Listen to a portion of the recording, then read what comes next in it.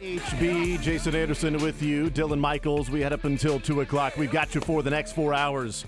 Man, should be a busy show over the next 4 hours. 1 hour from now, let's call it negotiation period, will open up in the NFL, starting at 11 o'clock a.m., going until the league year starts Wednesday at 3 o'clock in the afternoon, when these deals that we will hear about being agreed upon will be able to be finalized and officially on the books, with the free agent period continuing. And this much we know, as far as the negotiation period starts, at 11 o'clock will be the first time any of these agents and team representatives have ever spoken about a contract. You can trust in that.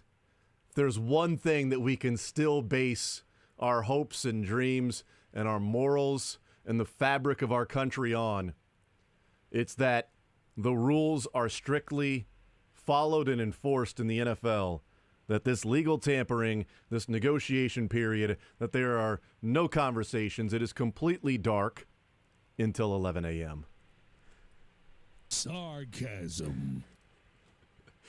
And the speed in which they can negotiate these contracts is next level.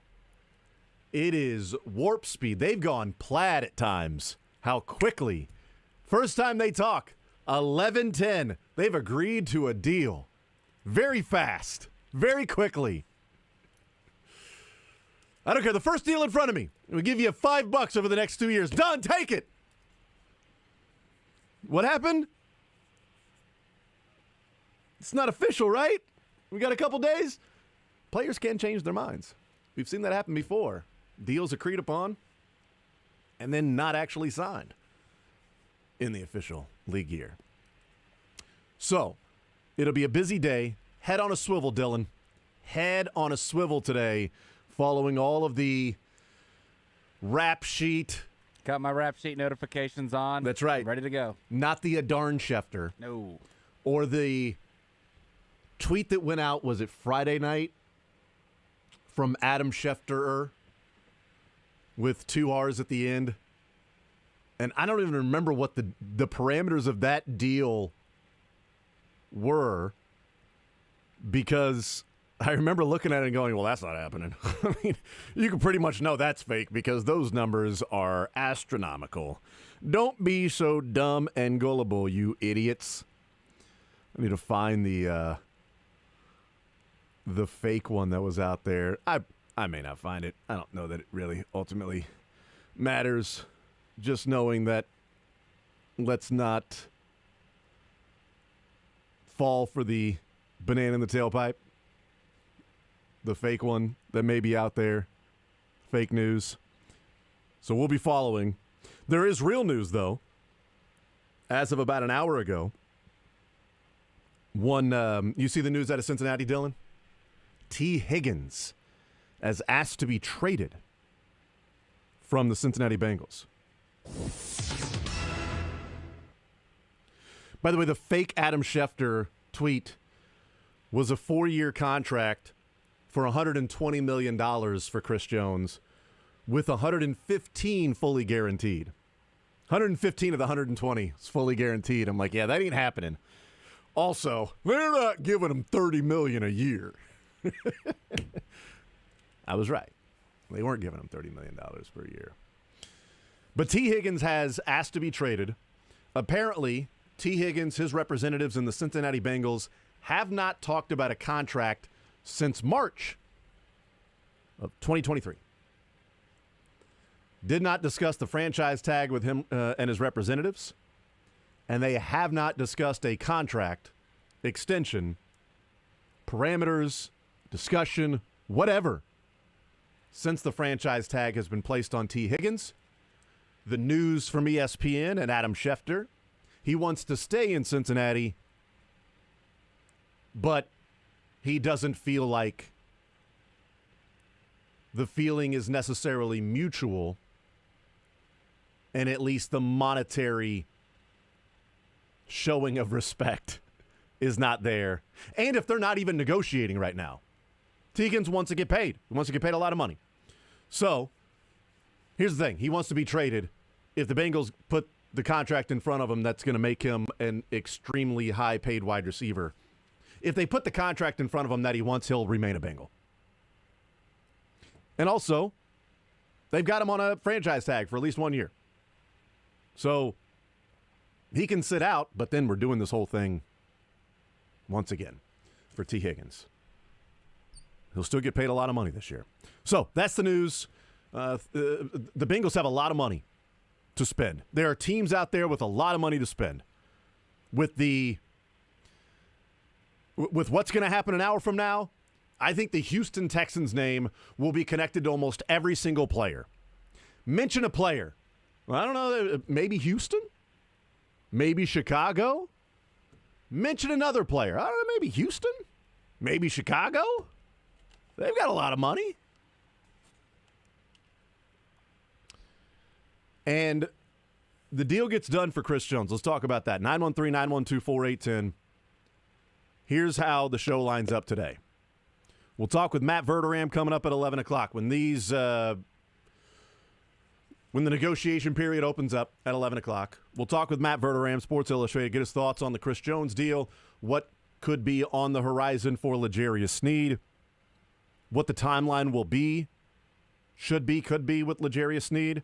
We'll talk with Josh Kaiser coming up at noon, One Royal Way Podcast, KCSN, and we'll get his thoughts on some Kansas City Royals baseball. Mick Schaefer at 1 o'clock, KSHB 41 Sports Director, some NFL news, some college basketball discussion with Mick Schaefer coming up at 1 o'clock. With the conference tournament set, we know the brackets, we know the opponents, we know the times for the teams to play. K-State in action on Wednesday, 6 o'clock here at T-Mobile. KU right after that, a back-to-back K-State KU night on Wednesday. Mizzou gets things underway tomorrow night at 6:30 against Georgia, trying to avoid an 0-19 season after capping off the 0-18 season this year. In a real surprise in the way they lost. Real surprise that they lost that way. In a game that they looked good for most of it. They were in the game. They were battling. It's like, wow, they might do. 14-0 run by the other team. Toast, done. Good night. Game over. Drive home safely. You lose. You get nothing. Good day, sir. K-State with a huge win over the weekend against Iowa State. And they get set for Texas. And again, you want to talk about must-wins. We're down to them. We're down to the very definition of must-wins to make the NCAA tournament for K-State. Wednesday night, 6 o'clock, at 8:15 or whatever, we'll have a pretty decent idea of what K-State looks like and their health for the NCAA tournament for Selection Sunday, which comes up 6 days from now. And K-State will get an opportunity against the team they just beat in Iowa State on Thursday night. They win those two games. Then you're really putting yourself in position to get back on that bubble with Joe Lunardi. And then if they win those two games, you get a Baylor, more than likely Baylor or KU. I mean, we'll see what the latest will be with Hunter Dickinson. 913-912-4810 is the text line. 913-912-4810 text line. Text says, it's really amazing how fast they can put together and agree to those complex contracts. It is. I mean, they've done so many. There's so many parameters. It's like a donut, right? You just have all of the details sort of set, ready to go. You got the blueprint. And then you just fill in some of the numbers. It's like one of those contracts, like you're at the doctor's office and you're just filling in I, then you put your name, then you sign at the end. You just put in some numbers and everything. Everything else is boilerplate. It's amazing how quickly they get those things done. But they get the deal done with Chris Jones. 5 years, $158.75 million.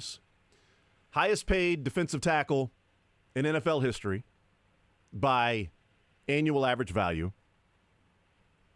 He gets $60 million guaranteed, $30 million signing bonus. $95 million is practically guaranteed. The practical guarantees, to me, the most important part. The signing bonus in terms of what you can do in spreading out some of those guaranteed dollars in the salary cap. But $95 million is practically guaranteed because the third day of the league year next year, his 2026 salary and roster bonus becomes guaranteed. So they would have to cut Chris Jones next year before the third day of the league year for that third year not to be guaranteed. That means taking a $53 million dead cap hit. That's not happening. Practically guaranteed $95 million. So that's what we can look at as the parameters of this particular deal and talk about what it means for the Kansas City Chiefs. What it means is that they've got their best defensive player back this year. Priority number one, check. Priority number two, L'Jarius Sneed. We'll see. The clock is ticking on that, the sand through the hourglass, because the sooner you can get something done, the better. We know the parameters of what could be a big-time cornerback contract with Jalen Johnson and what he signed with the Chicago Bears. But with Chris Jones, there's a couple of things that are interesting to me with this. The annual average value being as high as it is, it's surprising. I'll be honest. We've talked about it the last couple of weeks. I didn't see the Chiefs moving to where Chris Jones was. I thought it was going to be the ball is in your court. You can either play with the Chiefs on this particular contract or you can go elsewhere. And it was the Chiefs where Chris Jones said to them, you can pay me this amount of money or I'll go elsewhere. And it was the Chiefs that looked at it and said, you know what? We don't want to lose you. As opposed to Chris Jones saying, you know what? I don't want to leave. I don't think he wanted to leave, but he got the numbers he was looking for. The guaranteed dollars over 3 years is essentially the Aaron Donald money. The annual average value is more than Aaron Donald. He literally got the Aaron Donald money. It's like, well, you're not paying him Aaron Donald money. They paid him Aaron Donald money. And as much as we joked and had fun at the expense of the Katz brothers and the agency and Chris Jones and the mistake that he made, and why not just sign the 2-year, $54.5 million extension that they offered you last year, which would have given you 3 years and $77 million? 54.5 was fully guaranteed, along with the money you were already getting last year, which ended up being $22.6 million in cash when it was all said and done. Now, some of that was bonus related. You take away the fines, you add in the bonus, all of that stuff. 3 years, $77.1 million. How could you walk away and leave that on the floor? Leave that on the table? He bet on himself. And what he ended up with this $95 million contract, and the fact that last year they paid him $22.6 million, Chris Jones ends up with a 4-year, $117.6 million, as opposed to 3 for $77. That means he got himself an extra $40.5 million guaranteed for 1 year, essentially. He won. There's no getting around it. He won. The Katz brothers won. Now, you can say, how could you possibly only get this man $31 million guaranteed at signing? Okay, that's fine. You write a check, he's got $31.1 million more in the bank because of his base salary this year of $1.25 and his $30 million signing bonus. Okay, boom. Stroke of a pen, here's your check, there you go. You're going to get $65 more million over the next couple of years. First 3 years, he's getting $95 million. We joked, we had fun. And he looked foolish. And he looked foolish because the expectation was not for the Chiefs to go to him, to meet him at his number. And they did. And the message to me, there's a couple of things here. One, the importance that they view Chris Jones on this team, and we've talked about it too, but clearly there's a level of importance in how they view Chris Jones. The opportunity to three-peat, whether that is a big part of it or not, I think if they'd have lost in the Super Bowl last year, they would still pay him this money. And if it was full on, all in, three-peat, no matter what, if this was all about the three-peat, then they wouldn't be trading L'Jarius Sneed. So I don't think this is just they're doing whatever it takes for 1 year to try and go win a Super Bowl again for the third time, to three-peat, to be the first team in the Super Bowl era, in the history, to win 3 in a row. Because if it was just simply about that, L'Jarius Sneed would not get traded. They would work out a long-term deal, or they would just let him play on the franchise tag for 1 year, maybe franchise him again and trade him. You get a little bit less, maybe let him walk. Get a comp pick for what would be the 2026 draft at that time. Because you get the comp pick for the next year. So this isn't just about going all into three-peat. It's about the value that he brings to everybody else on the team. By paying Chris Jones, you were also getting a better Karlaftis. By paying Chris Jones, you're getting a better Felix Anudike-Uzomah. By paying Chris Jones, you're getting a better Charles Omenihu. You're getting a better McDuffie, a better Watson and Williams and Reed and Brian Cook and Drew Tranquill and Nick Bolton and Leo Chenal and on down the line. You're getting those guys better production by Chris Jones being out there on the field.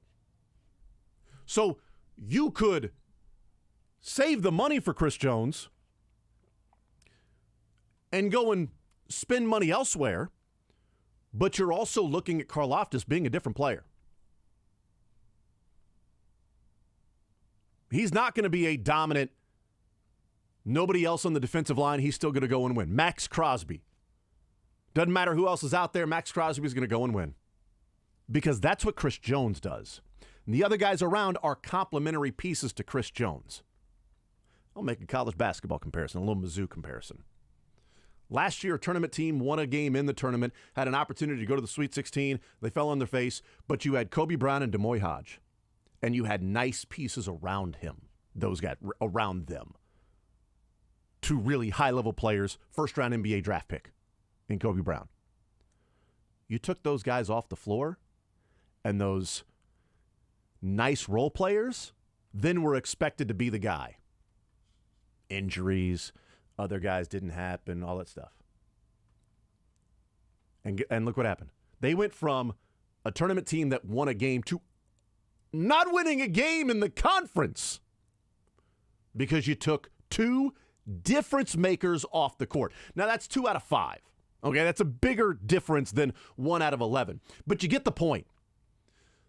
That without Chris Jones, you're asking Karlaftis to be a difference maker. You're asking Omenihu, who's coming off an ACL tear, to be a difference maker. You're asking FAU to step up and be a guy who was a healthy scratch throughout, the playoffs until the Super Bowl with Omenihu's injury, to then step up and be an impactful player. So there's an element of Chris Jones sitting there playing the game of chicken with the Chiefs, and the Chiefs going, okay, we'll come to you. That's the first part. Second part is, why did they make the move with Chris Jones and not get to a point where they go, sorry, this is what we offered you, we're walking away. We've done it with other players. And I think the difference is in how they view Chris Jones, how Steve Spagnuolo views Chris Jones, sort of what I just talked about. The difference between Tyreek Hill and Chris Jones is that Chris Jones is the quarterback of the defense. He's the straw that stirs the drink. You've got Patrick Mahomes and Travis Kelce. And can you lose Chris Jones and L'Jarius Sneed in the same offseason? Obviously, they made the point that they can't do that. The third point on this, I do wonder how much they were willing to move up towards Chris Jones' number given the salary cap increase. I don't know. But if that salary cap didn't have an extra $10 million or so than what teams might have been budgeting for, are they sitting in a different position? I don't know. They might be. They might not be. Point number 4 on this. I've seen the talk about, 2026, they're going to be paying Chris Jones $41.1 million in a cap hit. $41 million cap hit for Chris Jones in 2026. It's not viable, right?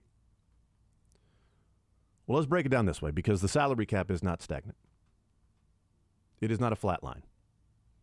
It is continually increasing by 12 to 13% every single year. And if it increases at that rate, 2026 will be $300 million. Now, there are other projections out there with Spotrac and Over the Cap. And using their projections for the 2025 salary cap and the 2026 salary cap, let's put it into perspective of what Chris Jones' salary cap number is. Let's approach it this way instead of the raw number without context. The raw number at $41.1 million is absurd if the salary cap was $200 million. Let's look at it this way. Salary cap hit this year, $7.35 million. They've given themselves some room, some wiggle room, some space to be able to make some other moves. $7.35 million. That is less than 3% of the cap this year. This is how I want to look at it. I want to look at it from percentage of the cap. It's less than 3% of the cap this year. Okay? Next year, his cap hit of $34.9 million is 12.75%.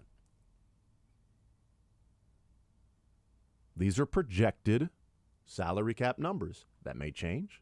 That may go up and may go down. 2026, his salary cap hit of $41 million is projected to be 11.9% of the salary cap. Now, you want some context with that? Dylan, I'll ask you. I'll throw this out there. Others listening, you can play the game along with us and think to yourself. I just gave you the next two, not this year, but 25 and 26, the percentage against the cap salary cap hit for Chris Jones. 12.75% and 11.9%. You want to take a guess as to what his percentage of the salary cap hit was this year? Not the salary cap raw number. What percentage of the salary cap was Chris Jones? This year? This year. What was he on? He was at $26.8 million cap hit this year. Mind you, 25 is going to be almost 13%. 26 is going to be, 11.9. So let's say 12%. Okay, so he's 12 now. So he'll be 12% or 13% next year. Okay. He's much smaller this year because they have only a $7 and change $1 million cap so like hit. 9% would be my guess. 9% would be your guess? Okay. Yeah. His percentage hit this year was 12.16%, which is more than the 2026. We are losing our minds. How could you possibly pay this guy that much money in a cap hit in 2026?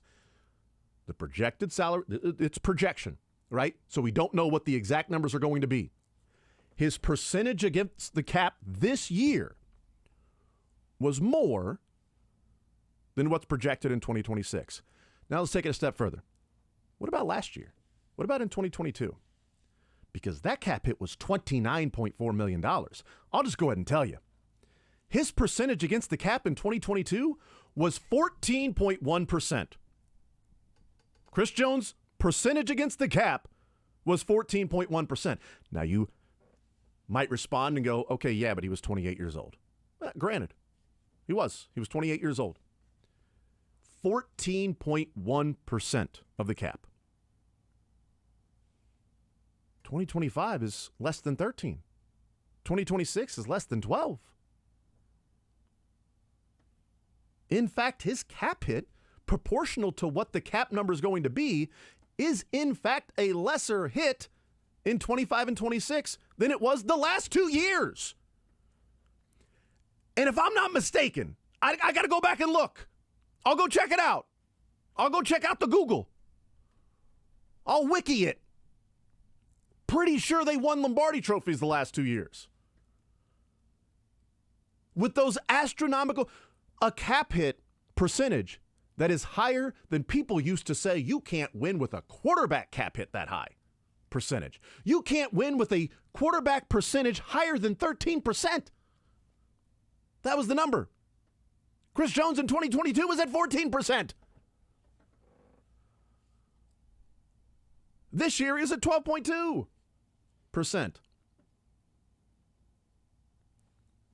They may run into issues in a couple of years. They may be in a position in the 2025 going into 2026 season, March of 2026, 2 years from now, they may be in a position to where we go, man, what a massive contract that was. What an albatross. This is an anchor hanging over the Chiefs. It is hanging around their head, around their neck, and they are drowning because of this contract with Chris Jones.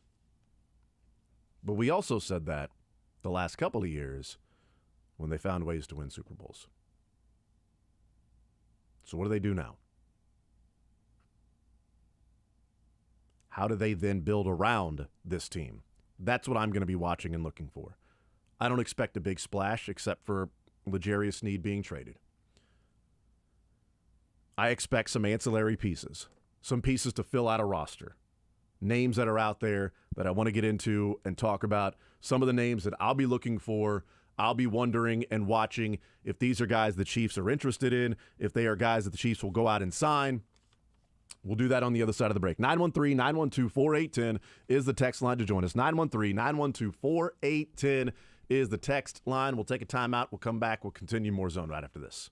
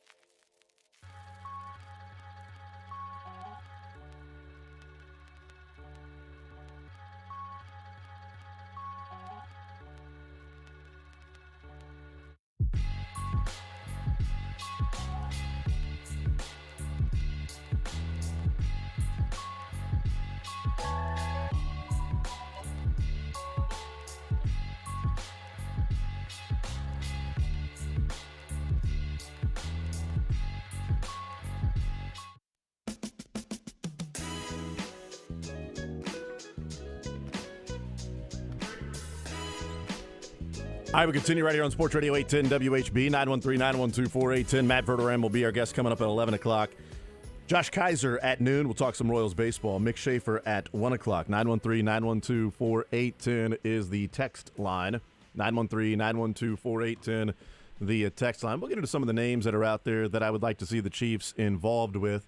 I don't expect them to make a major splash over the next couple of days. I didn't expect them to pay that much money for Chris Jones, so you never know. I don't expect them to make a major splash. I think there are secondary, the Tier 2 markets that the Chiefs will be shopping in for some of these free agents to fill out the rest of their roster with the money that they have left over, some to a degree, lack thereof. We'll see what happens with L'Jarius Sneed. That would free up $20 million in the salary cap that they have right now in his franchise tag deal. 913-912-4810.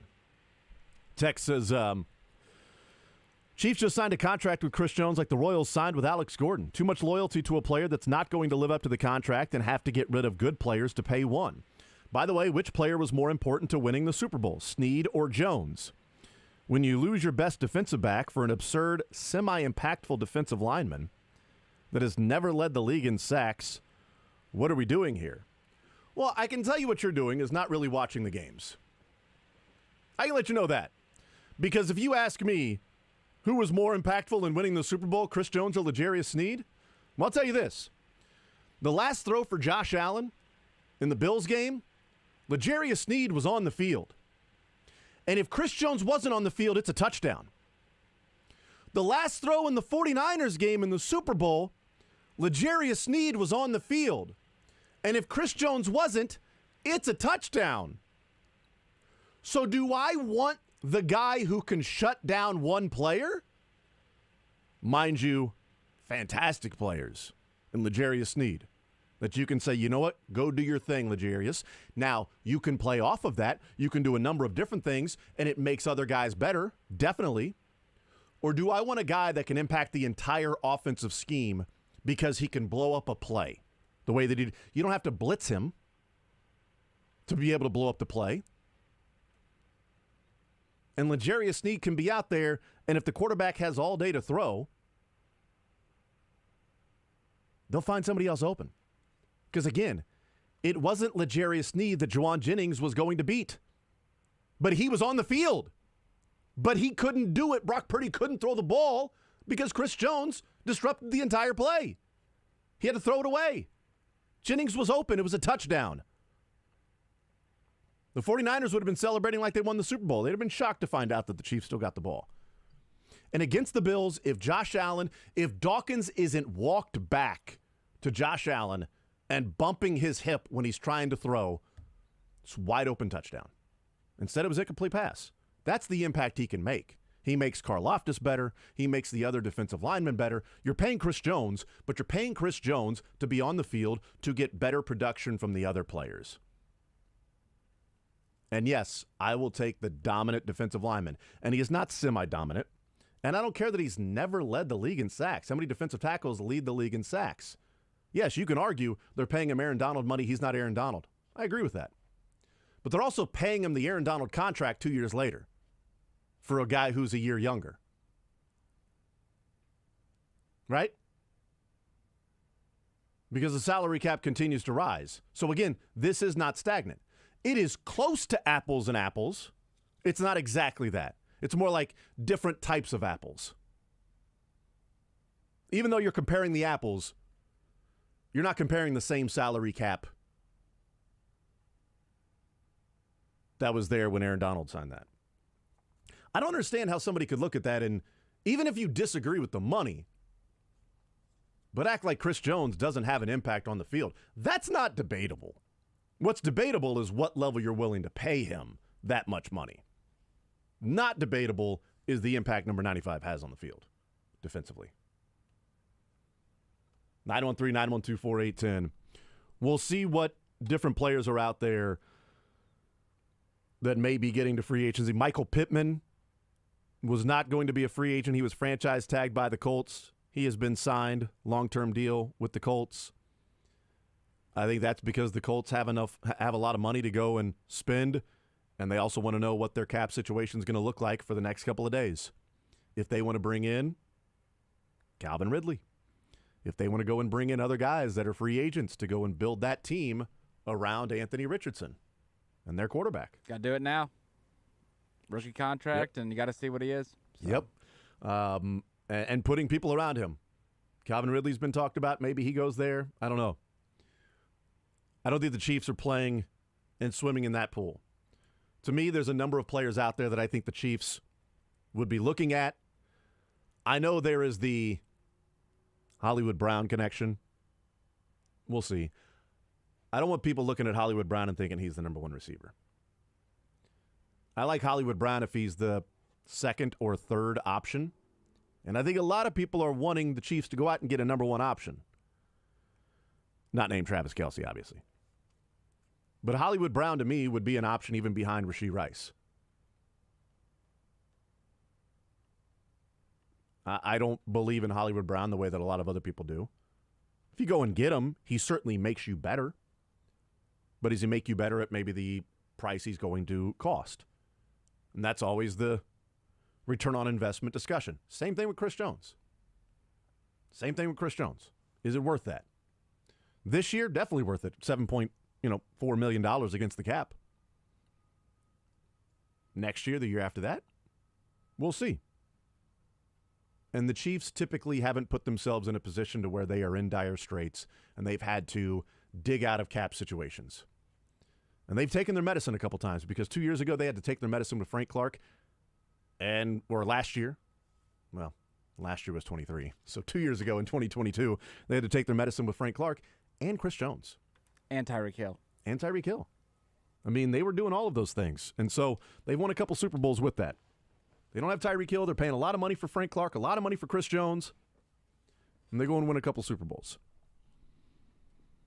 When you pay Chris Jones that money, you've got to be right in a number of different places. Drew Tranquill being back, to me, is a big deal. But what other moves do you make on the defensive line?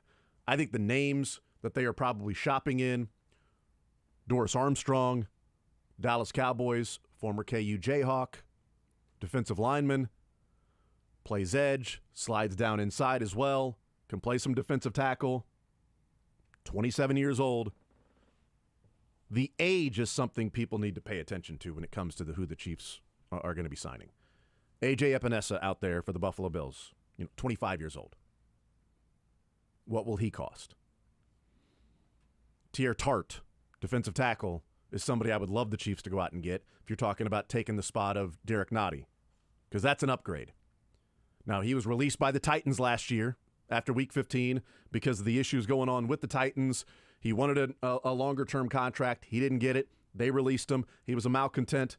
3 teams put in a waiver claim on him, which I do think is significant that he didn't clear waivers. 3 teams said, no, we'll take him on and the contract. You put him next to Chris Jones. He's 27 years old. He can stop the run if you can figure out some of the issues off the field. That's a guy, a second-level defensive tackle. Not the Christian Wilkins, not the guys that are, being talked about that are out there, the guys right below Chris Jones. That might be in the top tier of the available free agents. Mo Hurst, Javon Kinlaw, guys like that might be somebody that they go out and bring in. Offensively, I'm looking at the tight end position. Hunter Henry signed with the Patriots. That was somebody I would have loved for the Chiefs to go out and sign. But there's a couple of players, and oddly enough, they were in the tight end room for the Seahawks. Noah Fant and Colby Parkinson are a couple of guys that I'd be definitely interested in signing. Noah Fant is the guy who doesn't have to be the man. 27 years old, former first-round draft pick, bounced around between the Broncos and the Seahawks, still has some juice. A good tight end in the open field. It's not happening with Noah Gray. And then Colby Parkinson is a 25-year-old upgrade of Blake Bell. A guy who's a really good blocker. They put him in the backfield as a fullback from time to time. Can block really well, but he's much more of an pass-catching threat than Blake Bell was. You're going to pay a little bit more money, but if the Chiefs aren't going to go out and get a number one wide receiver, dynamic, and spend a lot of money on Calvin Ridley or trade up and get a number one receiver, they like their 12 and 13 personnel. And the issue with Noah Gray, and I thought he was open a number of times, but the issue with Noah Gray is the struggles of Kelsey and nobody to throw the ball to, his numbers were almost identical. Identical from 2022 and 2023 for Noah Gray. That's an issue. If he was going to be the guy to step up, this would have been the year for him to go and have a major jump in his production. We'll take a timeout. We'll come back. More Zone next.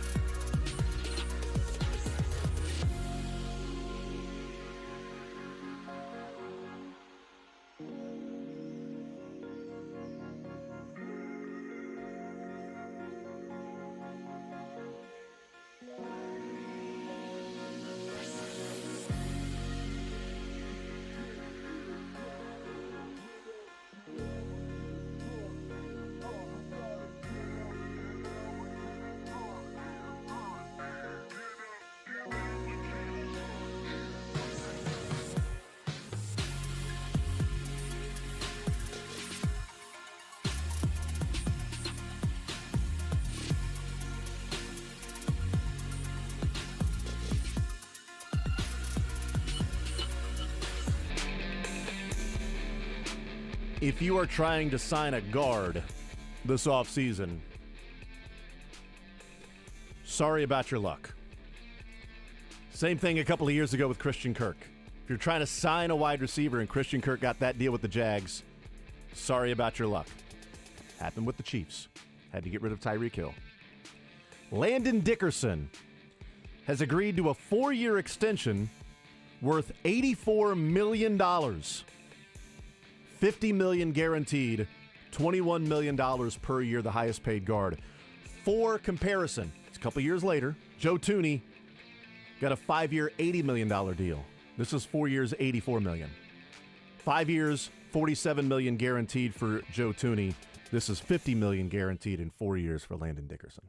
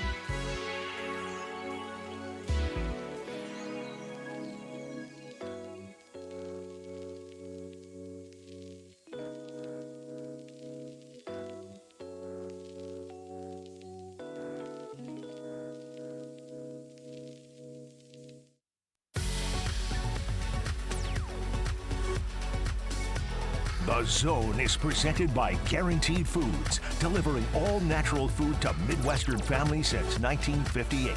Enjoy healthier food, more free time, free delivery, and better value. Go to GuaranteedFoods.com.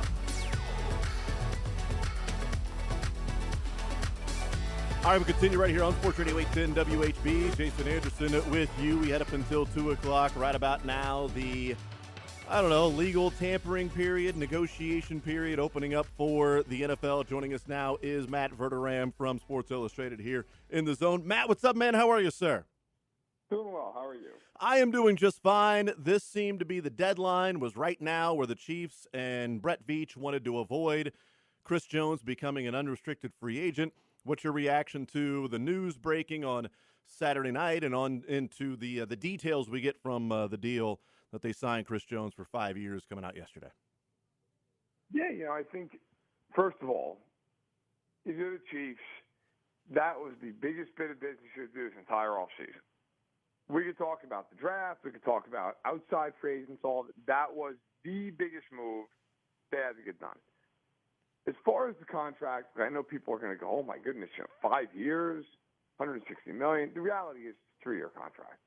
It's a 3-year contract for about $96 million. And after that, it's basically 2 team options. Yes, there's $5 million in the signing bonus for each. Actually, $6 million in signing bonus for each of the years. So there's a little bit of dead money, but nothing crazy, nothing that would preclude the Chiefs from being able to move on. So, in essence, 3 years. It's fully guaranteed over those 3 years.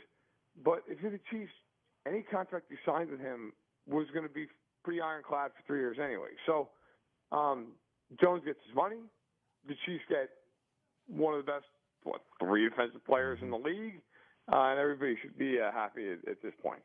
I do wonder, Matt Verderam's our guest. If this was the deal, ultimately that Chris Jones was wanting, I'm a little surprised that he got pretty much everything that he wanted, and he didn't have to come. It didn't seem like he had to come back to the Chiefs much, as much as it felt like the Chiefs had to get up to where he was.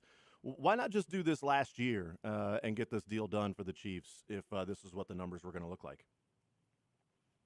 Frankly, because I don't think at that point in time this is what the numbers were going to look like. I mean, I think at that time, I remember reporting alongside a lot of other people out there that the Chiefs were willing to basically keep the last year of the deal that he was on, and then tack on another $54 million. And so basically it was going to be $3 and $76, and Jones wanted to get closer to 30, but I think $3 and $84 would have done it.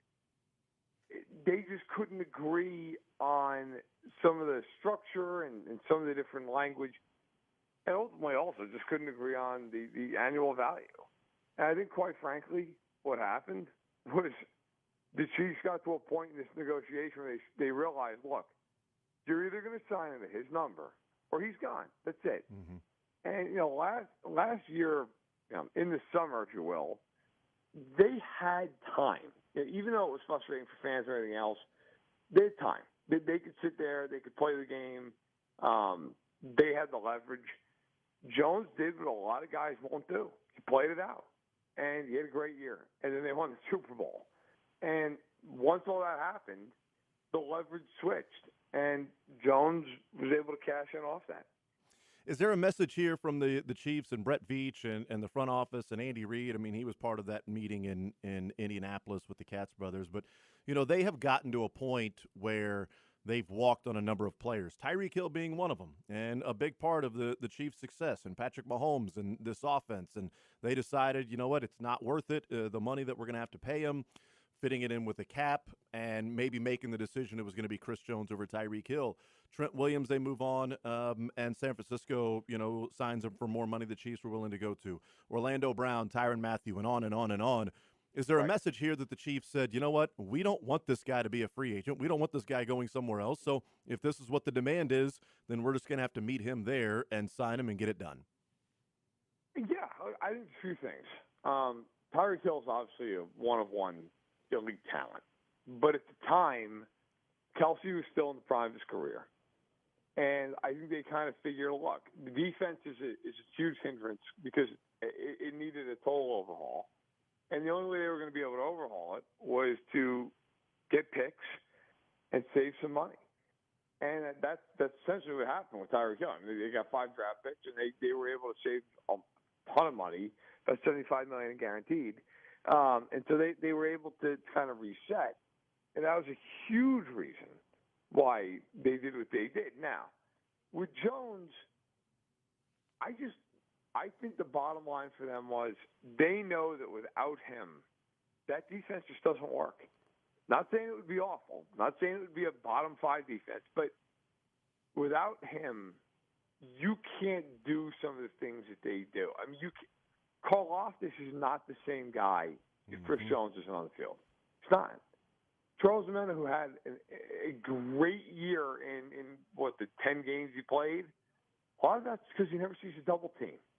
Why doesn't he see a double team? Well, because 95's sitting there. And Chris Jones is one of the few players. He gets doubled almost every snap, and he still wins all the time. I mean, think about what an advantage that is in the game, in the numbers game up front, that when you are getting 2-on-1 and you're winning, and everybody else is 1-on-1 because the numbers dictate they have to be. But I think in the end, for the Chiefs, it just was a contract where they probably looked at it and went, listen, if we're going to win another Super Bowl, if we're going to three-peat, if we're going to go for history, we've got to have this guy. He's essentially the Mahomes of the defense. And I would agree with that thought. I think that's a pretty fair way of looking at his impact.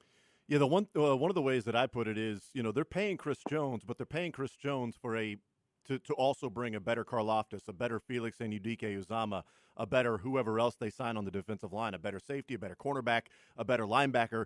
Everybody's better when Chris Jones is on the field because of the things that he does. It is specific that they're paying Chris Jones that money, but if you don't pay Chris Jones that money, you get a lesser version of Karlaftis. You get a lesser version of other guys on the field, and I think that's one way that maybe those that will look at the numbers and go, oh, my God, how can you pay that? What's the cap situation going to look like in 2026? Yeah, I mean, we can certainly talk about that. I don't think it's as bad as people are making it out to be. But to your point, I mean, you're paying Chris Jones, and by paying Chris Jones, you get a better Karlaftis, you get a better FAU, you get a better linebacker, cornerback, safety, a better defense overall just by paying that one guy.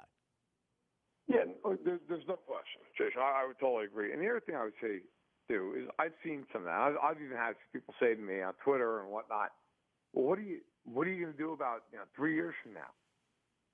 To those people, I'd say I understand the point. I get it. That's 3 years from now. And the reality is they're going to move money around. The cap's going to go up another $50-60 million bucks. Like, I don't want to say it doesn't matter, because it matters, but it's to borrow from Taylor Swift, it's champagne problems, right? I mean, it's just, if that's your biggest problem, like, does it really matter? And the other thing I would say, too, is you have a general manager who's proven time and again he knows what he's doing. They're not going to be handcuffed. They're not going to be hamstrung. Like, they look, if Jones is playing really well in a couple of years, what they'll probably do is restructure.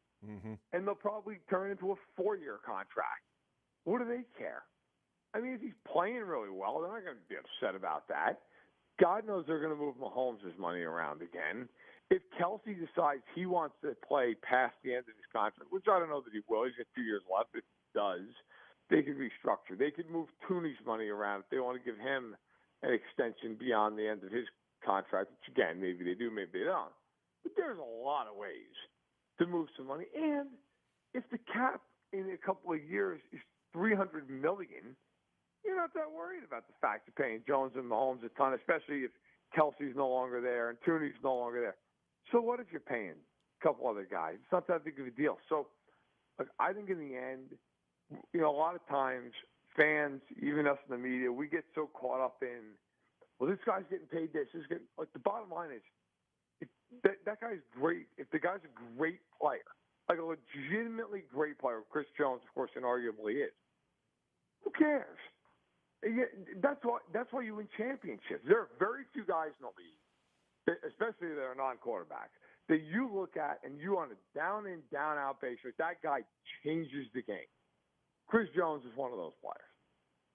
We're visiting with Matt Verderam, and one of the ways that I looked at it as well, and I think people can get lost in the just raw numbers of the deal and just looking at it and saying, all right, well, Chris Jones, he's going to be owed, this amount of money. He's going to be owed this amount of money. The salary cap in 2025 is going to be $35 million. In 2026, it's going to be $41.1 million. And is that, sustainable for this team? And the way I would look at it is, in 2022, his salary cap number was 29.4, which was 14% of the cap. The next 4 years, last year, it was 12%. This year, it's less than 3% because it's a lower cap number. But on cap projections, next year it's expected to be the number for the cap. His number would be 12.75% of the cap. And in 2026, where people are freaking out about a $40 million, $41.1 million, with the cap projection, that's an 11.9% cap hit of the overall cap. It was 14% in 2022. Were people complaining and saying, how can you possibly build a team with Chris Jones making almost $30 million against the cap? Well, guess what? They won a Super Bowl that year. His next 3 years, salary cap hit, and the 2 years that people are most worried about are going to be a lower percentage than what it was in 2022 when they won a Super Bowl already.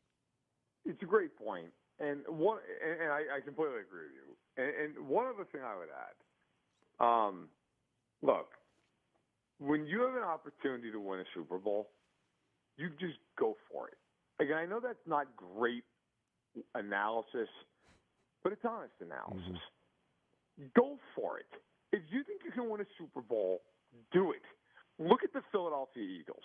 2 years ago, that team was as loaded as anybody, if not more loaded than anybody in football. They lost one regular season game when Jalen Hurts was starting at quarterback. He was a second-team All-Pro. They blew through the playoffs completely unchallenged, getting into the Super Bowl. Then they played the Chiefs, played very well in the game. They lost. And now look at Philadelphia. Fletcher Cox retired. Jason Kelsey retired. They might be trading Hassan Reddick. They might be trading Josh Sweat. Like, that thing has fallen apart. They're big damn, they're almost fired the coach this offseason. I mean, you don't know when the clock's going to strike midnight on your team. The Bengals came out this morning. T. Higgins wants to be traded. I mean, look, things change in the NFL rapidly. And I think because the Chiefs have been so dominant over the last half decade, there's almost this mentality among a certain subset of fans that, well, they shouldn't pay guys. They should just keep retooling through the draft and keep moving because that opens up cap space. Cap space is meant to be spent. At some point, you've got to use it. And if you're not using it on a guy like Chris Jones, what's the point of having it? I don't understand the people who go, hey, you know what I really want to do? I want to sign Mike Evans for $25 million a year. I want to sign Christian Wilkins for $25 a year, but I don't want to pay Jones any more than $30. Well, why? What is the point?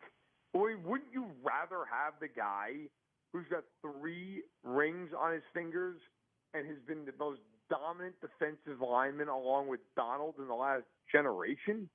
I mean, to me, at some point, you have to just look at the situation and go, I don't care that it's costing money. Of course it costs money. He's a great player. I mean, I could give you a whole bunch of guys that are going to cost you nothing. There's going to be a problem, though. Yeah. They're not good. I mean, that's, right. You could sit there all day long and do that game, and they could have tagged and traded them. Okay, yeah, great. And maybe you walk away with Trent McDuffie, or maybe you walk away with Kyrie Elam. And sometimes you're going to walk away with Kyrie Elam, and then that trade stinks. So I think that is the overlooked part of this is when you have an opportunity, you go for it. Most teams in the league, their window's very small. The Chiefs have been amazing at keeping their window open, and part of that has been Chris Jones, and now he's back. Matt Verderam is our guest from Sports Illustrated. All right, let's talk about maybe the next domino to fall and sort of a bigger chip here. I think they'll make some. I mean, obviously they'll make some moves. It just depends on a big splash or a big name or those pieces to fill out the roster. But L'Jarius Sneed, Jalen Johnson gets his deal. Maybe that is the parameters. That's the framework of what could be a L'Jarius Sneed deal for a new team. What do you think happens with L'Jarius Sneed? Does he get traded? And what's the timeline, do you think, with Sneed and a deal that may get done? I think it's more likely than not that he's dealt. If you're the Chiefs, it benefits you to trade him much sooner rather than later because he's eating up $19.8 million in cap, and if you trade him, that number goes away. So if you're Kansas City, you want that cap space. You want to be able to weaponize basically $20 million. That is a lot of money. And I know, to some out there it sounds like, well, that might be a player or two. That could be a lot of things. I mean, they just signed Chris Jones for $160 million, and his cap hit this year is $7 million. So that can be a lot of money. That could be multiple big-time players if Chiefs decide to go that route. Look, I think it's still in play if they extend him. I think it's far more likely that he gets dealt. But, if you're the Chiefs, I do think it's at least worth making the phone call to his agent and going, hey, what do you think about Jalen Johnson's contract? How do you feel about that? Because if he was amenable to $4.76 or maybe a 3-year version of the contract, if you just prorate it down, I think he'd probably be all right with that. I mean, now maybe the Chiefs would say, well, we've paid Jones. We don't want to have another massive contract on the books. But the one thing that helps the Chiefs, they've drafted so well the last 3 or 4 years. They have so many guys on that team that are on rookie deals for years going forward. I mean, when you think about all the players on that team that are getting paid nothing by NFL standards and are contributing like stars, it does give you that latitude. Now, if they trade him, look, there's been a lot of reported interest, and I know it's been floated out there that he get a first. I think it's very likely they get a second, maybe a second and change, something like a fifth or a sixth. But in the end, if you're Brett Veach, yeah, I think it behooves you to trade him. Now, the other reason, by the way, it behooves you is once free agency starts and teams start spending money, all of a sudden you may have 6 interested teams. Maybe it shrinks down to 2 or 3 because somebody signed a corner. Somebody spent all that money they had earmarked potentially for L'Jarius Sneed. And so now all of a sudden the pool has shrunk.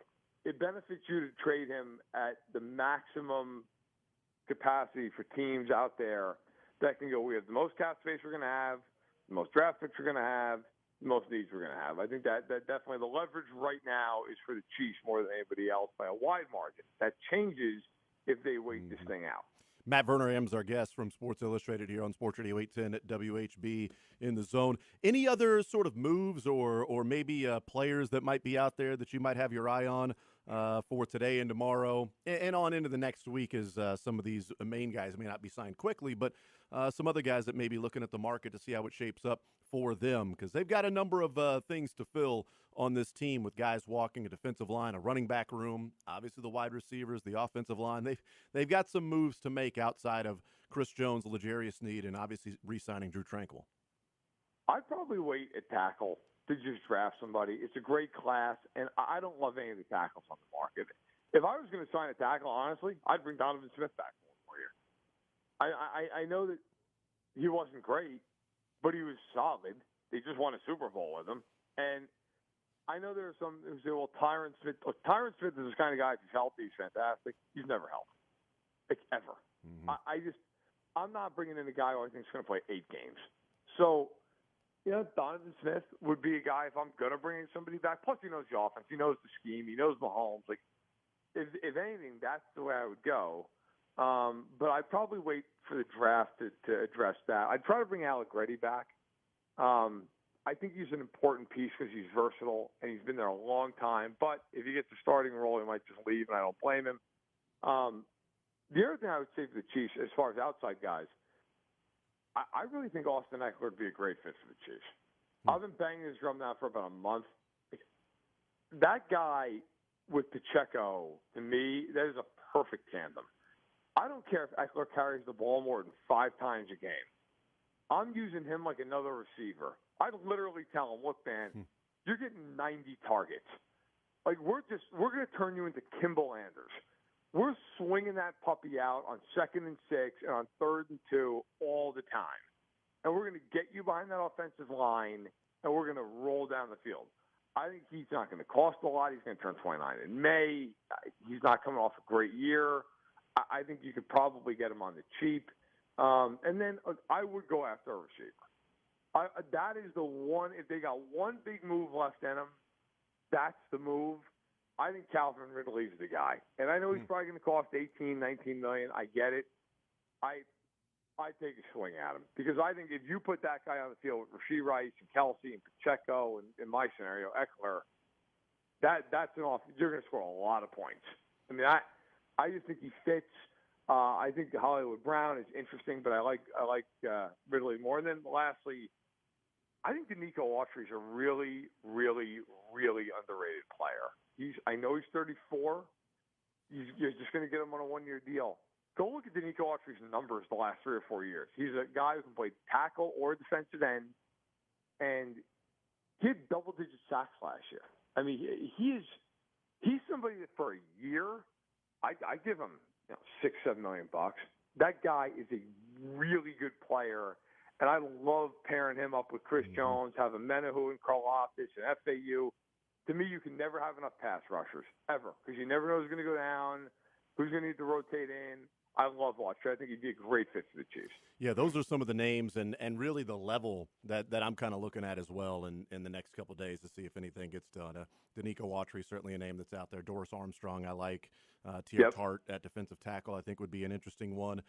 Really good on the field. You got to figure out some of the things off the field, although I think it is I think it's noteworthy that 3 different teams put in a waiver claim on him when the Titans released him. So there were at least 3 different teams that weren't worried about what was going on and motivation and played with Houston. So some names that are out there, and certainly the wide receiver market, the running back market is something I'm looking at as well, whether that's Austin Eckler or Gibson or Zach Moss or even, bringing in Gus Edwards on a smaller one-year deal to say, all right, we're done with the 3rd and 1 questions. All right, we're going to give it to the Gus bus and let him pick up a couple of yards when we're in that situation. So we'll see what they do, but it'll be interesting. It'll be exciting to see how they fill out this roster because, Matt, around this time last year when they were making the Drew Tranquill and the Mike Edwards and deals like that sort of under-the-radar type deals that ended up working out wonders for them. And, they go and Minahu, part of that as well, but go and win a Super Bowl and not having the big splash to where they're going out and signing these, Von Millers and massive free agents, J.C. Jackson and Chandler Jones that we saw a couple of years ago, that these are the moves that really helped this team win a Super Bowl last year. And those are the moves I think most people will be keeping an eye on just to see how Brett Veach and his staff go about filling out the rest of their roster. I would tell fans listening to this, you don't want to be the team that spends $250 million today and tomorrow.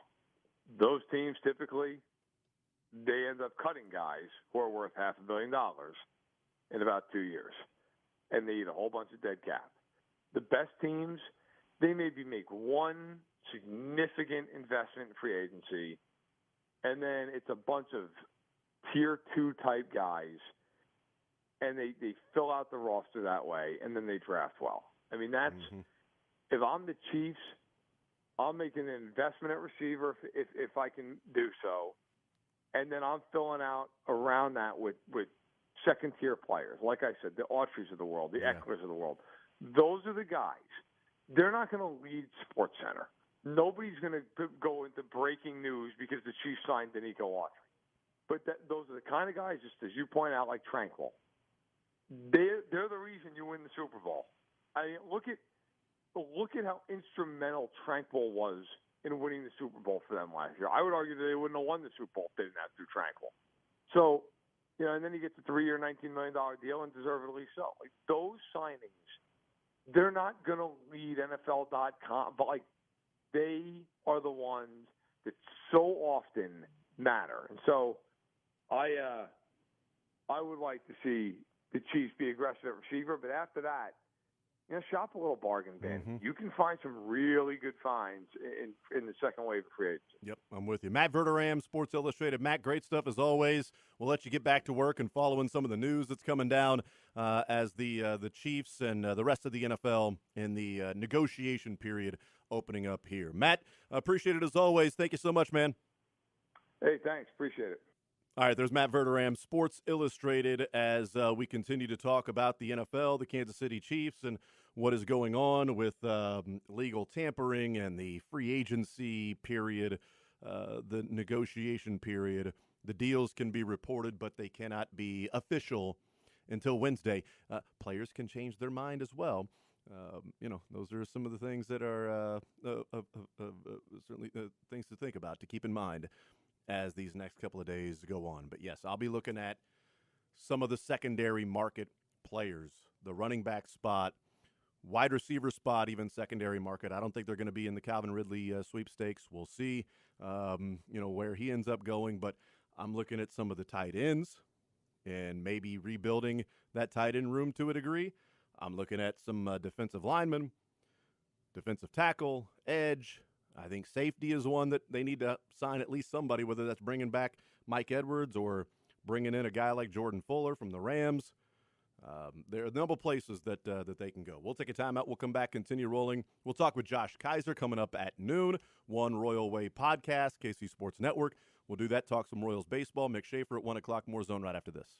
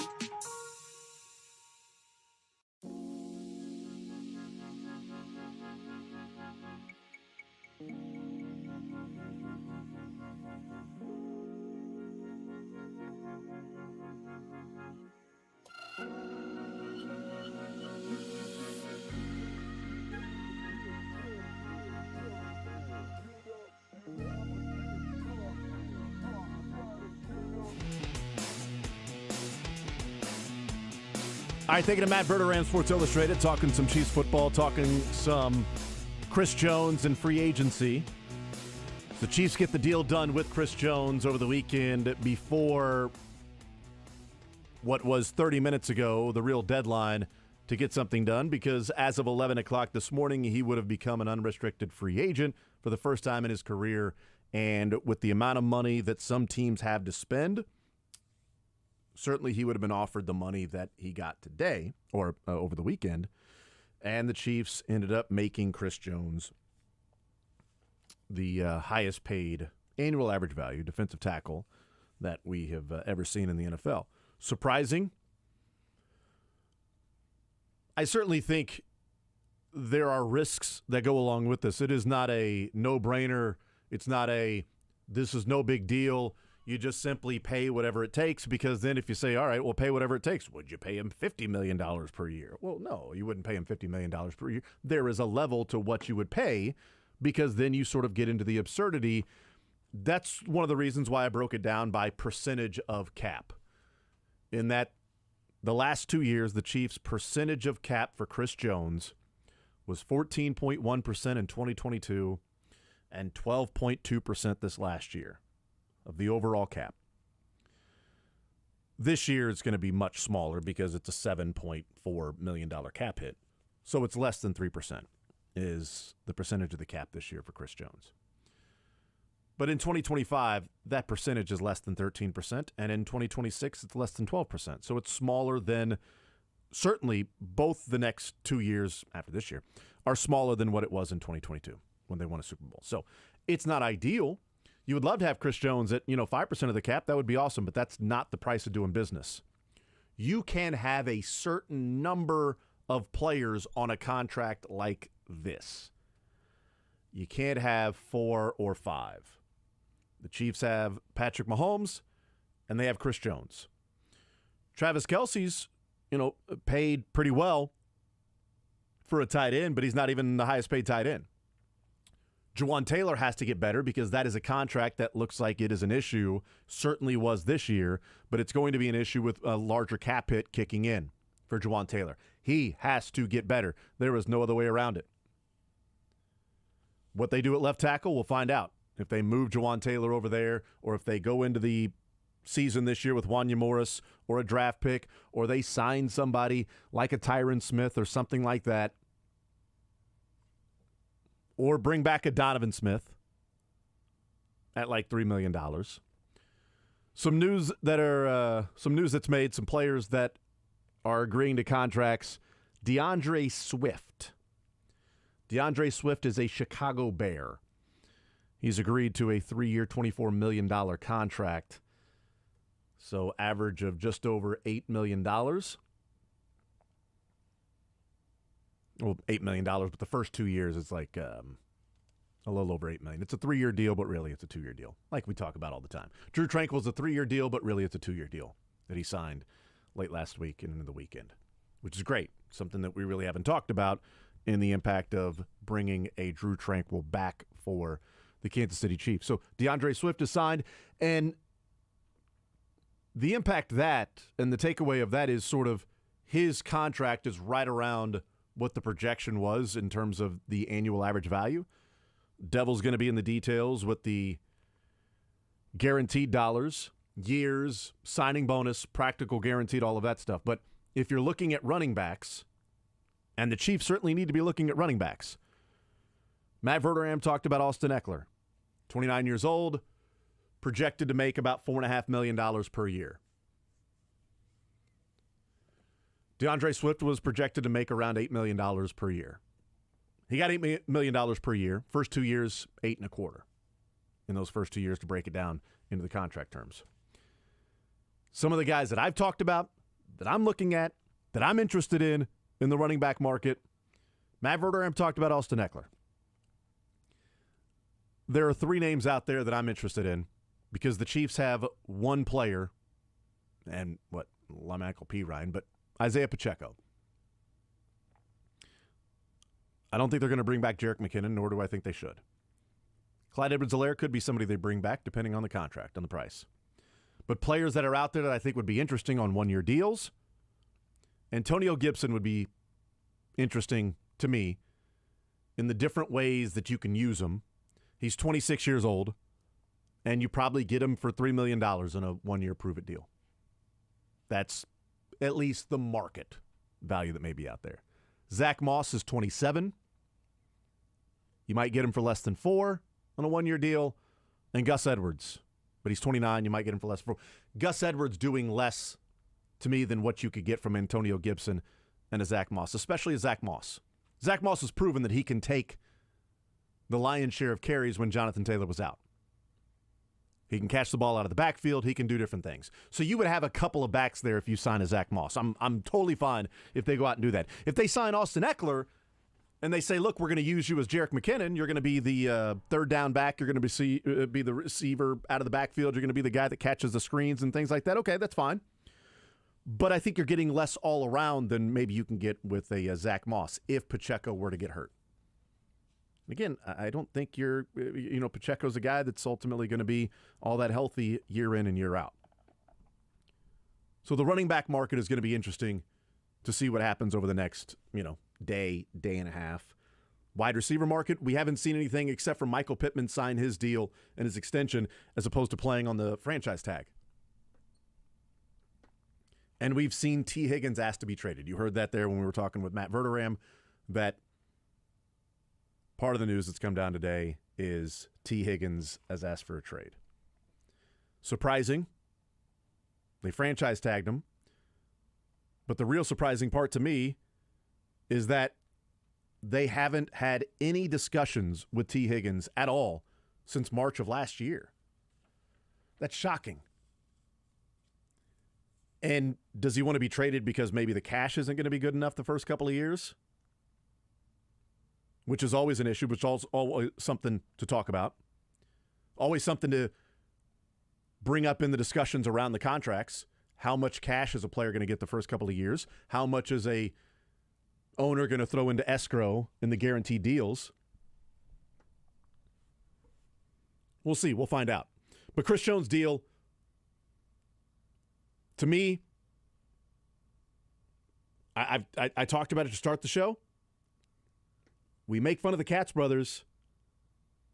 We talked about Chris Jones making a mistake and sitting out and missing the game and then having to play and do all the stuff he had to do and play Week 18 just to get the money back that he would have had. But he had a 2-year, $54.5 million fully guaranteed contract on the table. He got 22.6 this year. You add that to the 54.5. It's $77.1 million over 3 years. Instead, getting that money last year and these 3 years, he gets 4 years, $117.6 million. Means he got an extra $40 million adding 1 year to that contract. I mean, you can joke all you want about sitting out and sitting in the suite in week 1. But he bet on himself and he won. He bet on himself. He bet that when it came time for the leverage of free agency, he bet that he would win. And he was right. I thought the Chiefs would be, taking that step that they, the hardline stance that they typically take. Drawing a line in the sand. We are not going farther than this. This is as much money as we are going to spend.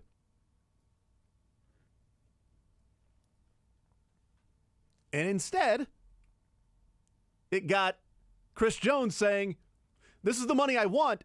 And at 11 o'clock on Monday, there are teams out there with a lot of money to spend. And they're going to give me that money. I don't know for a fact. My agents will talk to them starting at 11 o'clock on Monday. But I think there's a pretty decent, robust market for me out there to go and get this contract that I'm looking for. And the Chiefs viewed it and said, he's got the leverage now. We had the leverage last year where we didn't have to pay him that money. This is the contract we offered him. And he turned it down. He had the leverage this year, and the Chiefs looked at it and said, this is different. It's different than Tyrann Mathieu. It's different than Tyreek Hill. It's different than Orlando Brown. It's different than, a couple of years ago when they were looking for the offensive line revamping and Trent Williams was available. And the negotiation, the back and forth with the 49ers, the 49ers offering a contract, the Chiefs offering a contract, the 49ers coming back offering a contract, Chiefs then coming back and offering a contract. Eventually, it got to a point where the Chiefs said, no, we can't offer you more, and he chose the 49ers. This was not the case. Good for Chris Jones. And we'll see if it's the right move for the Chiefs. He does a lot for this Chiefs defense. Now the question is going to be how soon can they or do they trade L'Jarius Sneed? The deadline for that, the franchise tag is going to be mid-July. But the deadline in terms of trading him is going to be the draft. But it might be over the next couple of days, depending on what happens with cornerbacks. Jalen Johnson got the bag. He got his deal. Does that make it more or less likely the Chiefs can sign L'Jarius Sneed long-term? I would say Chris Jones' contract makes it less likely L'Jarius Sneed signs long-term. But what do they get for him, and how soon do they get it? Because taking that $20 million off the books. For instance, just to sort of throw a total, complete hypothetical. I'm just looking at some of the numbers and what the market value might be. So if $20 million comes off the cap for L'Jarius Sneed, let's say you go and sign, say, Zach Moss for $4 million. I'll go Curtis Samuel for $7.5 million. It's $11.5 million. Let me throw in Mo Hurst for $2 million. There's $13.5 million. And then Dorrance Armstrong for $8 million. There's $21.5 million. And I got Zach Moss, Curtis Samuel, Dorrance Armstrong, and Mo Hurst. 4 pretty good players in terms of the tier 2.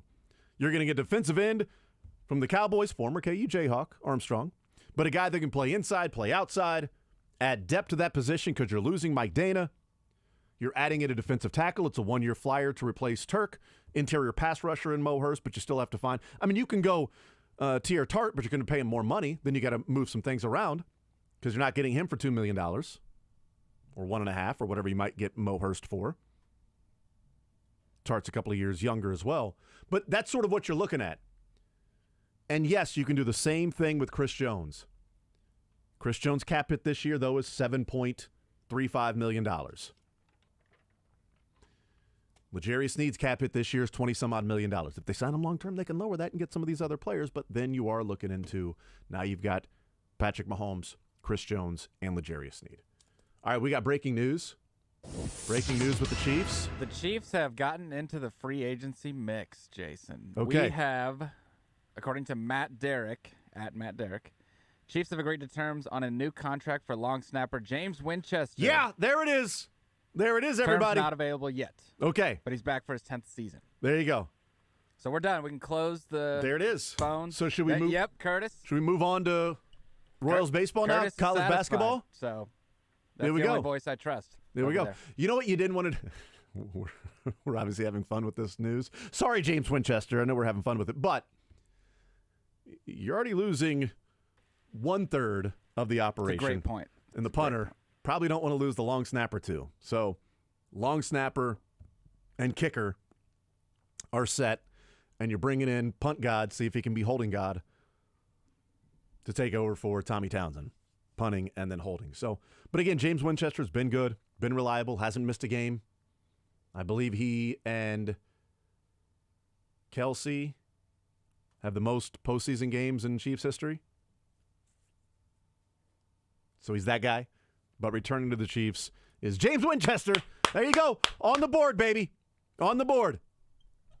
That only took 47 minutes for them to figure out a contract, Chiefs and James Winchester. Only took 47 minutes. Just as DeAndre Swift and the Bears only took a half hour for them to come up with a contract extension. Because the first time the Bears and DeAndre Swift and his representatives talked was 11 o'clock. We know that. Half hour later, boom, Swift, he is a Bear. You could say they got that contract done swiftly. You could say it. I wouldn't say it. You could say that. I would never say something like that. We are rolling with these free agency stories that are going on. We'll take a timeout. We'll come back. Hey, let's do this. 913-381-0810. 913-381-0810. What was Winchester's number? Is he 43? Is Winchester 43? 41. 41? Yes. I hate that number. Mick Schaefer's going to join us at 1 o'clock, though. Dang. Doesn't do much for the adding up. We don't want to do caller number 4 and caller number 1. Caller number 5, 4 plus 1. 4 times 1, damn it, still 4. 1 times 4, damn it, still 4. 4 divided by 1, son of a gun. All right, let's just do callers. Let's go 8 and 10. 913-381-0810. Callers 8 and 10. We're giving away a pair of tickets to the KC Auto Show coming up this week. Bartle Hall, Thursday through Sunday. A pair of tickets. You can go to kcautoshow.com to get the tickets there. 913-381-0810. Pair of tickets to the KC Auto Show given away to caller 8 and caller 10. We'll come back, wrap up this hour coming up next.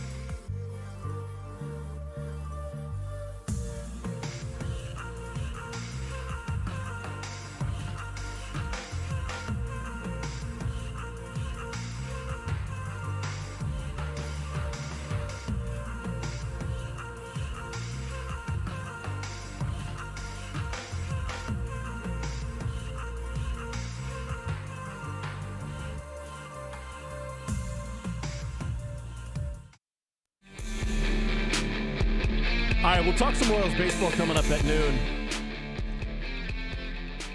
Josh Kaiser is going to be our guest. News in the NFL, though.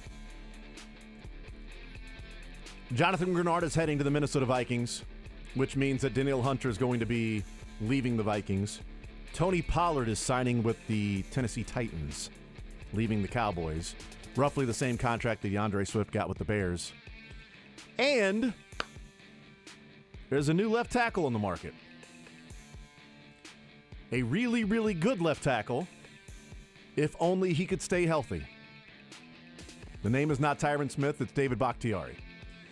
David Bakhtiari has been released by the Green Bay Packers. He's as good as it gets at the left side if he's healthy. Problem is, 3 years running, he hadn't been healthy.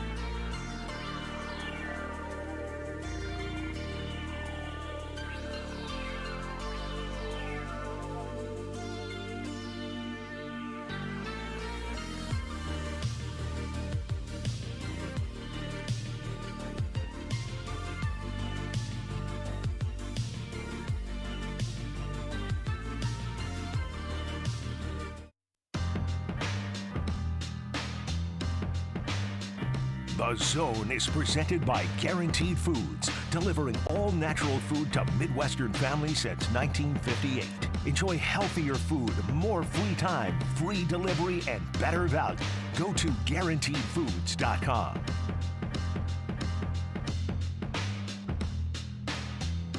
All right, we'll continue right here on Sports Radio 810 WHB. Jason Anderson with you. Dylan Michaels heading up until 2 o'clock. 2 more hours to go. We'll talk with Mick Schaefer coming up at 1 o'clock, KSHB 41 Sports Director. Let's go to the phones, and we bring in Josh Kaiser, KC Sports Network, host of One Royal Way podcast. Josh, welcome into the show. How are you, sir? Did I win? Did I win the tickets to the Casey Auto Show? You did. You is did, that why actually. I'm here? You were you're caller number 8 and caller number 10. You actually get 4 tickets. I don't know how Finally. Dylan was able to do that, but you were. I thought it was odd. Nobody called. He said you were caller 1, 2, 3, 4, 5, 6, 7, 8, 9, and 10. So congrats. Boy. So. Just let BJ Kissel know for me that I quit. I have achieved the end game. I no longer need the podcast. There you go. When you start getting things for free, you know you've made it. Because now you can afford True. it, but now you're getting them for free. You know, you've really, 100%. really made it. You know, Kelsey can afford But to when fly the- to different places, but now he's getting it for free. Yeah, when the peak of the mountain is the Casey Auto Show, it's just everything else is downhill. There you go. It's just as good as it gets, I believe. So Absolutely. I'm very excited to be the winner. We are a few days away from being 2 weeks away. Does that make sense? Thursday, Yep. we will be exactly 2 weeks away from opening day with the Royals and the Minnesota Twins. Let's talk about this. I don't know who's going to be the opening day starter, whether that's going to be Waka, if it's going to be Cole Reagans. But Cole Reagans has only pitched twice. I don't know if there's anything more to that he's only got a couple of starts and hasn't pitched since March 1st. But Cole Reagans, let's talk about him because there's been a number of things that are written about Cole Reagans and talked about. There was a scout that said he's left-handed Jacob deGrom. Your level of excitement, cautious optimism, given the once bitten, twice shy history of sometimes with the Royals and their pitchers, where do you sit on Cole Reagans as, you know, he may be the opening day starter, 17 days from now? So your thoughts on Cole Reagans right now and where your level of excitement is? Yeah, the level of excitement is absolutely still in the cautious optimism. I don't want to be fooled again, even though I'm going to 100% be. He does seem like the best pitcher on the staff at the moment. But I just feel like, and I've kind of maintained this all throughout, that I feel like Michael Waka has been there before. He's been a seasoned veteran. He's also a very good pitcher. So I've always been kind of subscribing to the fact that Michael Waka is the opening day starter. And, I mean, if we're talking about trying to sell tickets, I think the Royals will have no problem selling Cole Reagans' first start, and they're also not going to have a problem selling opening day tickets. So if we're looking at that way, I think that they'll save Reagans for like Saturday or Sunday potentially. But I do think that Reagans has a very good opportunity and a great case to be made to be this pitching rotation, this staff and as an entirety, as the best pitcher with the best stuff at the moment. Where's the level of growth do you think there is for Cole Reagans to build off of what he was a year ago, if he can grow into that number one and an actual number one, not the number one. The ace of the Royals staff is, as we know, not necessarily an ace. Where's the level of growth? Is it just more pitching? Is there something more to the arsenal that he can work on to take his game to the next level? Not just, well, now he's pumping it in at 101 as opposed to 98 or 99. I mean, there's obviously more to it being a dominant pitcher than just increasing the miles per hour by 1.5. Yeah, that's 100%. I mean, in the offseason, there were reports that he was adding a sinker to his repertoire, which is something he didn't have prior to that. He's got a great change and obviously a triple-digit four-seam. So if you add a sinker that's also hitting 97, 98, to pair with those three, you've got three great pitches in and of itself. But you're also throwing that wipeout slider that he added last year. And I think that, that's an area of growth as well, to be able to not only strike guys out, but generate weak contact with that sinker as well is an opportunity for growth. But the other thing about this spring, and there's only 2 starts or whatever, but he isn't really walking guys either. He's maintaining the strike zone, and that was always a big, red flag for him was command. So if he's hitting the strike zone with his nastiness and his velocity, and he's able to maintain health, then the sky is legitimately the limit at this point. It's the Royals have a top 10 pitcher. They have an ace in Cole Ragans, if that's all true. But still yet to be proven. Still small sample size. We're gonna temper expectations and try to maintain that pace before we get to opening day. Was it approach, or is there a belief or confidence that's still yet to be there with Cole Ragans, even as good as he was last year with the Royals, that he's been a guy that you've seen it in flashes, but putting it together, and maybe himself maybe not fully believing in his stuff at the big league level? I asked if it's approach or belief or confidence that, I can't remember where I read it over the weekend, but it was looking at when Cole Ragans fell behind in the count. I mean, he was essentially a 50-50 pitcher in whether or not he threw a strike or a ball. He turned from an attacker to maybe a nibbler, maybe more afraid, as opposed to, I've got great stuff. I don't care if I'm down 2-0. I dare you to hit it, because I don't think you will, and you're not going to put solid contact on it, because here I come with that slider. Here I come with the changeup that's going to fade away from you if you're a right-handed hitter. Here I come with 101 because you might be thinking about a changeup, or 98, 99, working in there, not 101 just because he hit that in spring training, but certainly, to that degree. Was it approach that's sort of how he's going to go about pitching? Was it a belief and a confidence that his stuff actually is on the level of some other guys, that he can be down 2-0 and still hum it in there and dare that guy at the plate to, swing his sword and try to connect with the stuff that he has? Yeah, I can't speak to him personally, but I know that guys like him, they all have the confidence to know they're good at pitching. I mean, you don't get even in the conversation of being in the big leagues if you don't have that confidence. But I do know, like we've seen Alec Marsh, I think, was the last one to kind of be talking about it, was they did find themselves nibbling. They knew they had the stuff, but the nibbling was absolutely an issue. You kind of get that step up and skill level against the hitters that you're facing. It makes sense that you would be nibbling, a little bit of afraid, a little bit of a second guessing your stuff and seeing if it's, viable at the major league level. So I think it's a stepping stone for all these guys. And I think you definitely saw that as the case for how things went last year. But I do think that there is plenty of stuff on this that those guys are going to figure it out, that they can pitch it over the plate and trust their defense and still get out at the same time. So I think it's a growing evolution and development that every pitcher gets through, and we're just kind of seeing it with 6 or 7 or 8 guys that are all dealing with it at the same time. Yeah, and he just turned 26, so there's still development there. And Josh Kaiser is our guest, One Royal Way podcast, KCSN, as we talk some Royals here. I want to talk a little bit of the pitching, and then I want to move on to some position players and what we've seen in spring training. The Royals made moves with 3 pitchers that were at least in talks of making the team out of spring training and being a part of the bullpen. Jonathan Bolin, Will Klein, Steven Cruz. Cruz was a guy who was pretty good as an opener last year.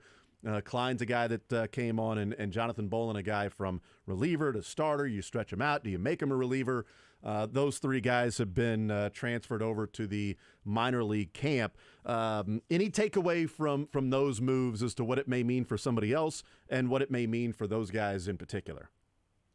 Well, it means a lot for me because we did our roster projections last week on the podcast, and I was officially the first one to lose one. No. I thought Will Klein he was already on the fringe. He was, has plenty of upside with the velo that he has, paired with a great curveball. Was throwing strikes in spring training, had a good spring.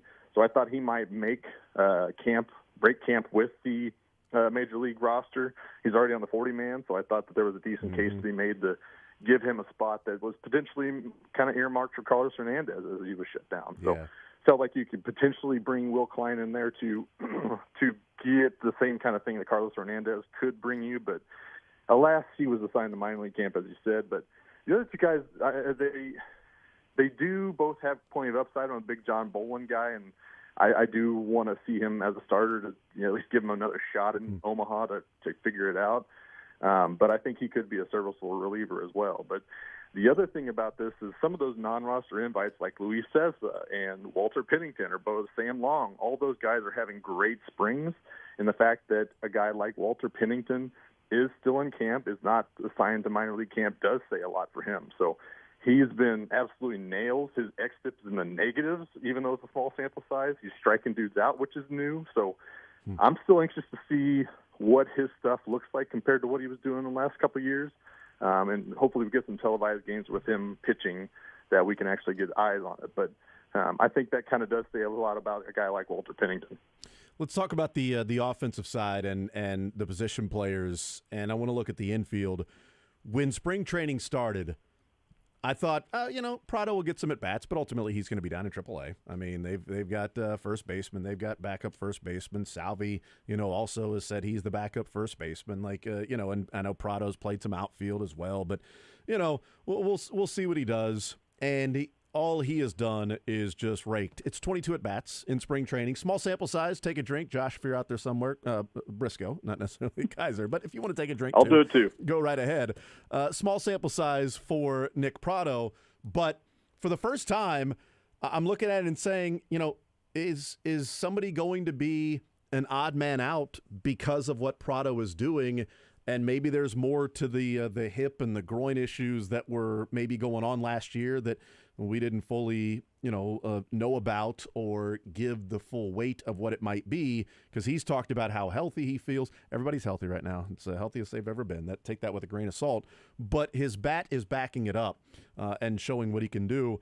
Is he on the verge of being put into projections and roster projections now for you? And whose job would he take if Nick Prado continues doing this and saying, no, I'm earning my spot onto this major league roster coming up on the 18th or the 28th? He legitimately could not do anything else to go for that spot. He is absolutely on fire, and he came into spring training with he wanted to adjust his approach a little bit, be more aggressive, especially. He mentioned early in the count a lot more of the time. So he has a great eye.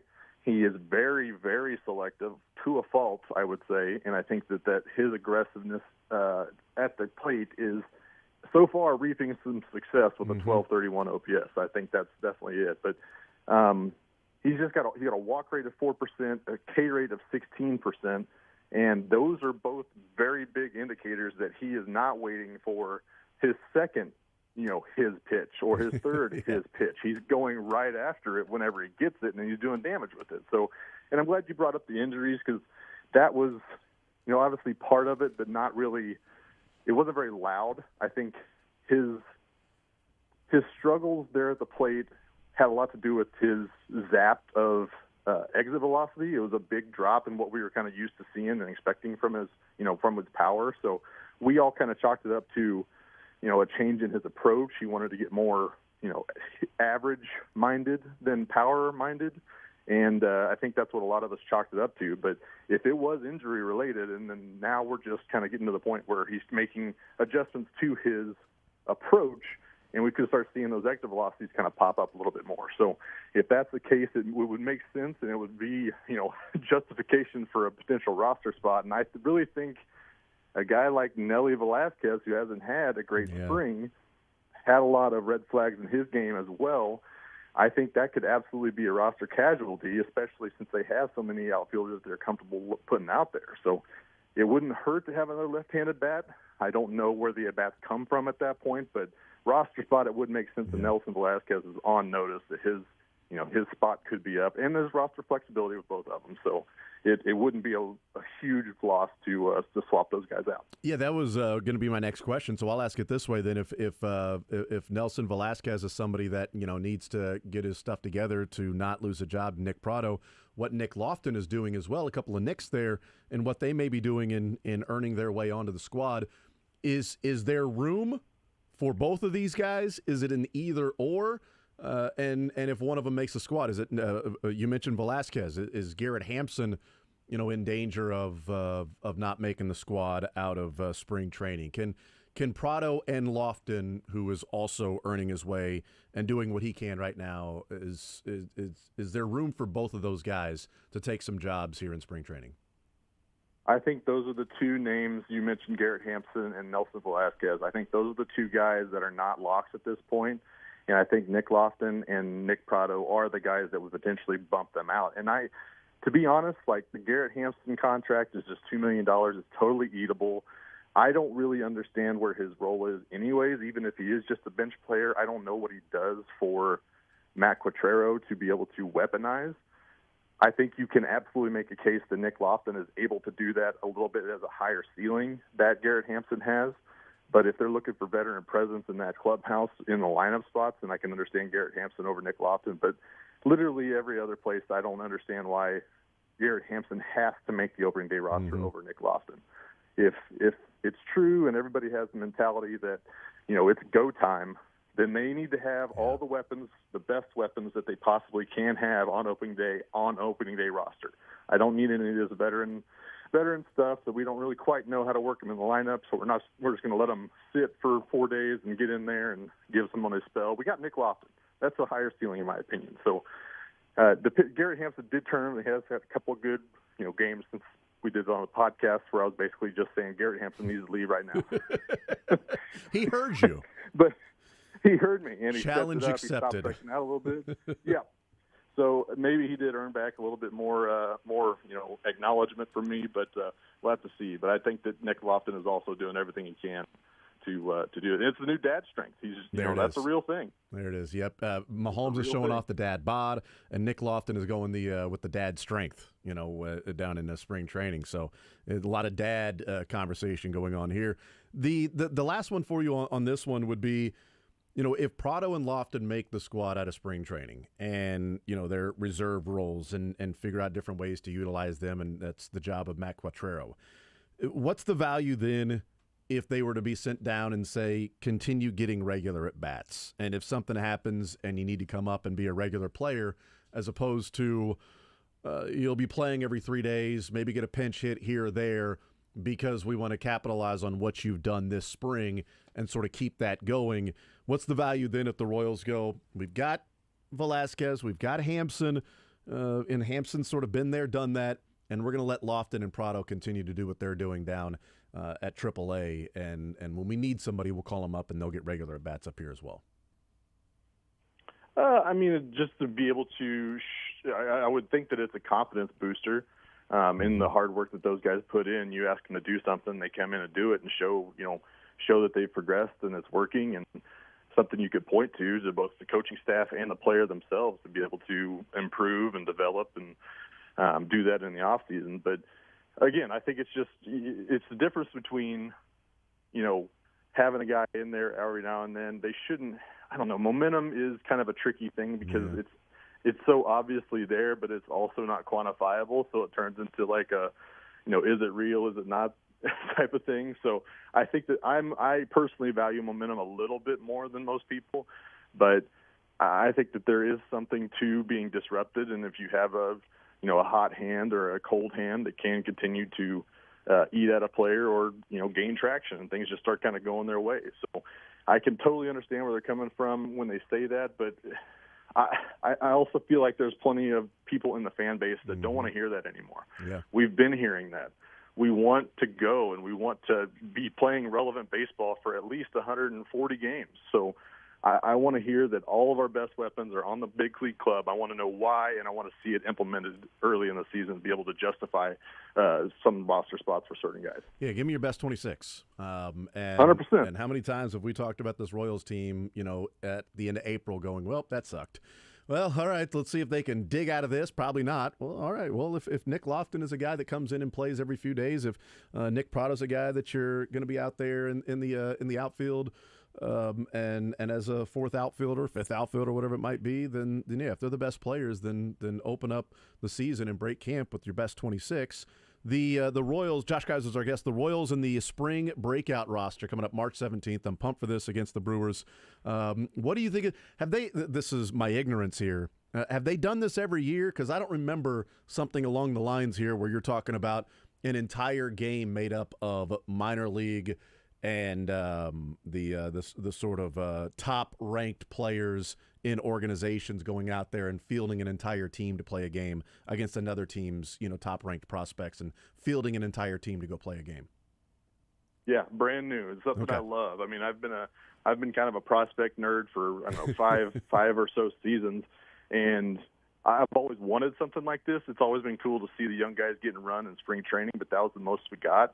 But to be able to see like a guy like Blake Mitchell be able to take on some of the top prospects in the game when you've only seen a season of rookie ball from him, or half season even so. So that type of thing is very fun to watch, even though it is just one game, but I am very pumped for it.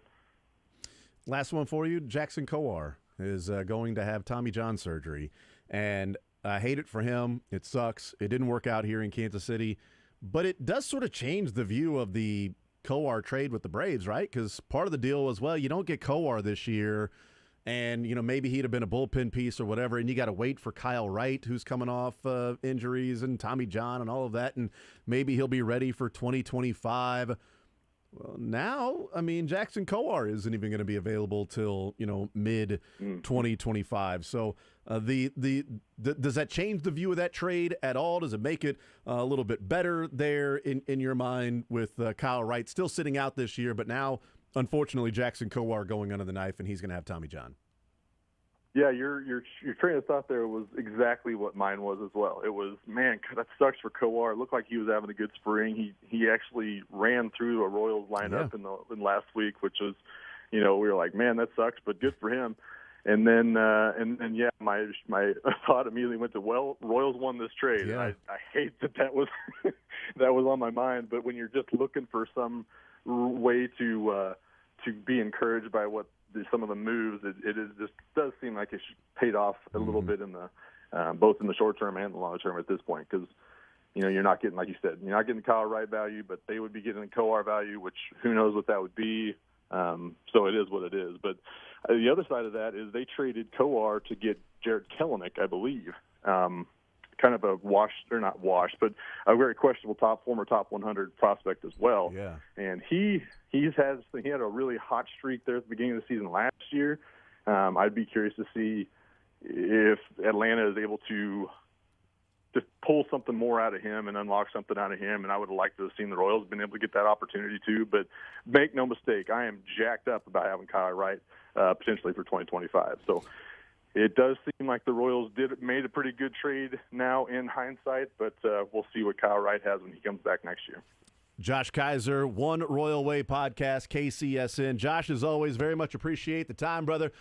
We will talk next week, the day after we have this spring breakout roster and game with the Milwaukee Brewers. Should be a lot of fun. Josh, appreciate it as always, brother. Enjoy the baseball. We'll talk soon. Will do. I always love being the only thing going on in the sports world. There's absolutely nothing else happening, and I always like being able to talk about the Royals because nothing else important is happening right now. Nothing is taking place at all right now. Nope. In fact, no Hall of Fame centers announcing retirement, no free agent tampering. There's no basketball. It's just great time to have focus on baseball. Absolutely. That's absolutely right. That's what I was saying, too, before we brought you on. So I'm glad that we're of the same mind on that one. So that's awesome. 100%. I got to go. Casey Auto Show's calling. Yes, there's Josh Kaiser joining us here from One Royal Way Podcast, KCSN, the spot where you can check him out. There is news out there, obviously the tongue-in-cheek with the things going on. What is the latest? There are some signings that have taken place in the last, 2 minutes that have been announced? 2 minutes. Christian Wilkins is going to the Raiders, 4 years, $110 million, 84.75 guaranteed per Schefter. Not Darn Schefter or anyone else. It's Adam Schefter. Okay, good to know. And then Gabe Davis is going to the Jags. I didn't see the details yet on that, but Gabe Davis, wide receiver, going to the Jaguars. It certainly changes things with Chris Jones, because we were talking about if you don't sign Chris Jones, is Christian Wilkins a guy that you can bring in? Chandler had a great tweet basically calling out the Raiders. Chandler Bing? No, just Chandler, as he's affectionately known on Twitter. He just said he knows the Raiders were going after Chris Jones now. Like that happening right now. It's a great point. They probably pivoted. It's a great point. And Mike Garafolo said that last week, said, hey, you know what, if he doesn't sign with the Chiefs, it doesn't mean he's going to leave the AFC West. And they're like, oh, that's sort of cryptic. He's like, well, I'm not going to say anything, just, where he may have ended the season. Where he may have played his last game, could be where he plays his first game next year. But yes, the Raiders were going after a defensive tackle. and they went after the next best available after Chris Jones, and they gave Christian Wilkins almost $28 million per year, and on a 4-year deal, they gave him $85 million guaranteed, and Chris Jones, it's a 5-year deal, getting $95 guaranteed, that $95 being in the first 3 years. We'll see the makeup of Christian Wilkins' contract and what the sort of breakdown is, but you're not shopping in the bargain aisle if you didn't get Chris Jones and you went for Christian Wilkins. I wonder if it was kind of like the you ever heard the story of how Elvis and the new Top Gun worked, where the guy who played Elvis and Miles Teller, if one guy got the other role, the other guy was getting the other one because they're so similar. That's right, yeah. And they were shooting at the same time. I wonder if that's the deal here with Wilkins and Jones, where if Jones did go to the Raiders, do we give the money to Wilkins? Oof, that's a lot of money. I mean, Christian Wilkins is a good player. Right. He's not Chris Jones. He's a really good player. Younger. I would say that would be younger and a little cheaper. Younger and a little cheaper, but still, you're looking at 4 years, $110 million now. I mean, that's total value as opposed to the $85 million over 4 years. I don't know what the signing bonus is going to be that you can go and, spread that out over the life of the contract and all of those details that have come out of that. But you're not saving a whole lot of money on Christian Wilkins' deal than you would for Chris Jones. So, again, 27.5, that's what, $2 million more than after Chris Jones and Aaron Donald. $2 million more than what the next highest was from last year's market when we were talking about, boy, these defensive tackles signing, that's great news for the Chiefs because that's going to deflate the defensive tackle market for Chris Jones and the Chiefs. And he was like, but don't care. Still want that money. Don't care. We'll offer you 2 for $54.5 million. No, thank you. I want $30 million. We're not going to pay you $30 million. Okay, I'll sit out. All right, sit out then. I want $30 million. Well, free agencies come up. We're not going to pay you $30 million. Cool, I'll go to the Raiders. For $30 million. All right, clock's ticking. All right, let's get it done. To hell with it. Let's do it. Let's get it done. Chris Jones, you're a Chief for the next 3 years. Could be a 2-year deal. Could be a 3-year deal. Could be a 4-year deal. The way they can move some things around, the way that it is structured with Chris Jones. Also, by the way, as a total aside, knowing that, Chris Jones has passed his physical, has signed the contract. Now that he has signed the contract, if the Chiefs were to cut Chris Jones right now, after signing his name on the contract, they would take on $25 million less of a dead cap hit than the Broncos took on for Russell Wilson. I thought that's where you're going. Perfect. Well done. If they cut him right now, it's a $60 million dead cap hit. The Broncos took on $85 million of a dead cap hit. We'll take a timeout. We'll come back, get into some of the other news that's coming down with some different players. More Zone next.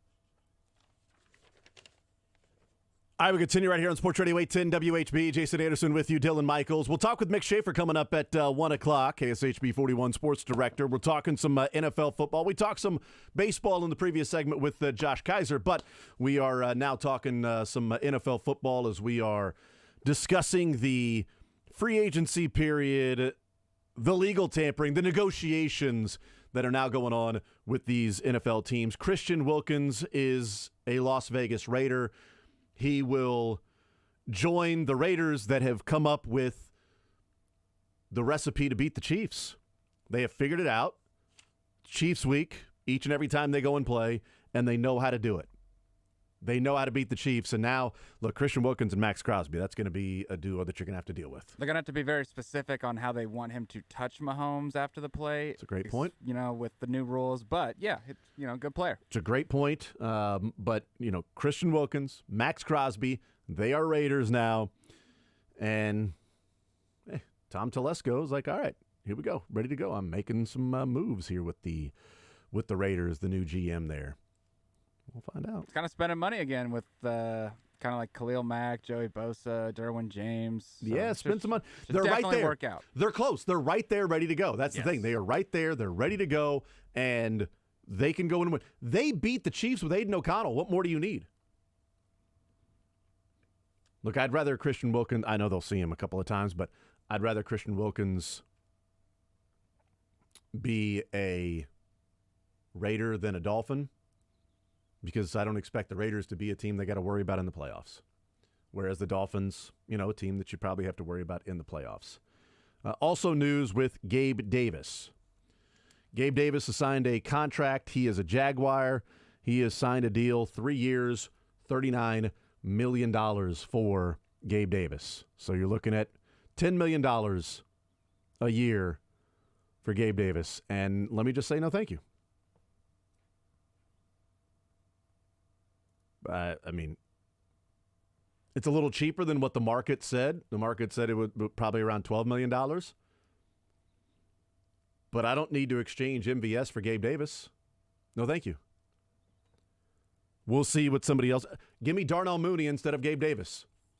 It also means that Calvin Ridley ain't returning to the Jags. So if people want to sign Calvin Ridley to a contract, I think that's going to be a little too expensive for the Chiefs to go out and sign him with what they just did with Chris Jones. And right now, until they figure something out with L'Jarius Sneed, they're carrying that $20 million cap hit with Sneed currently.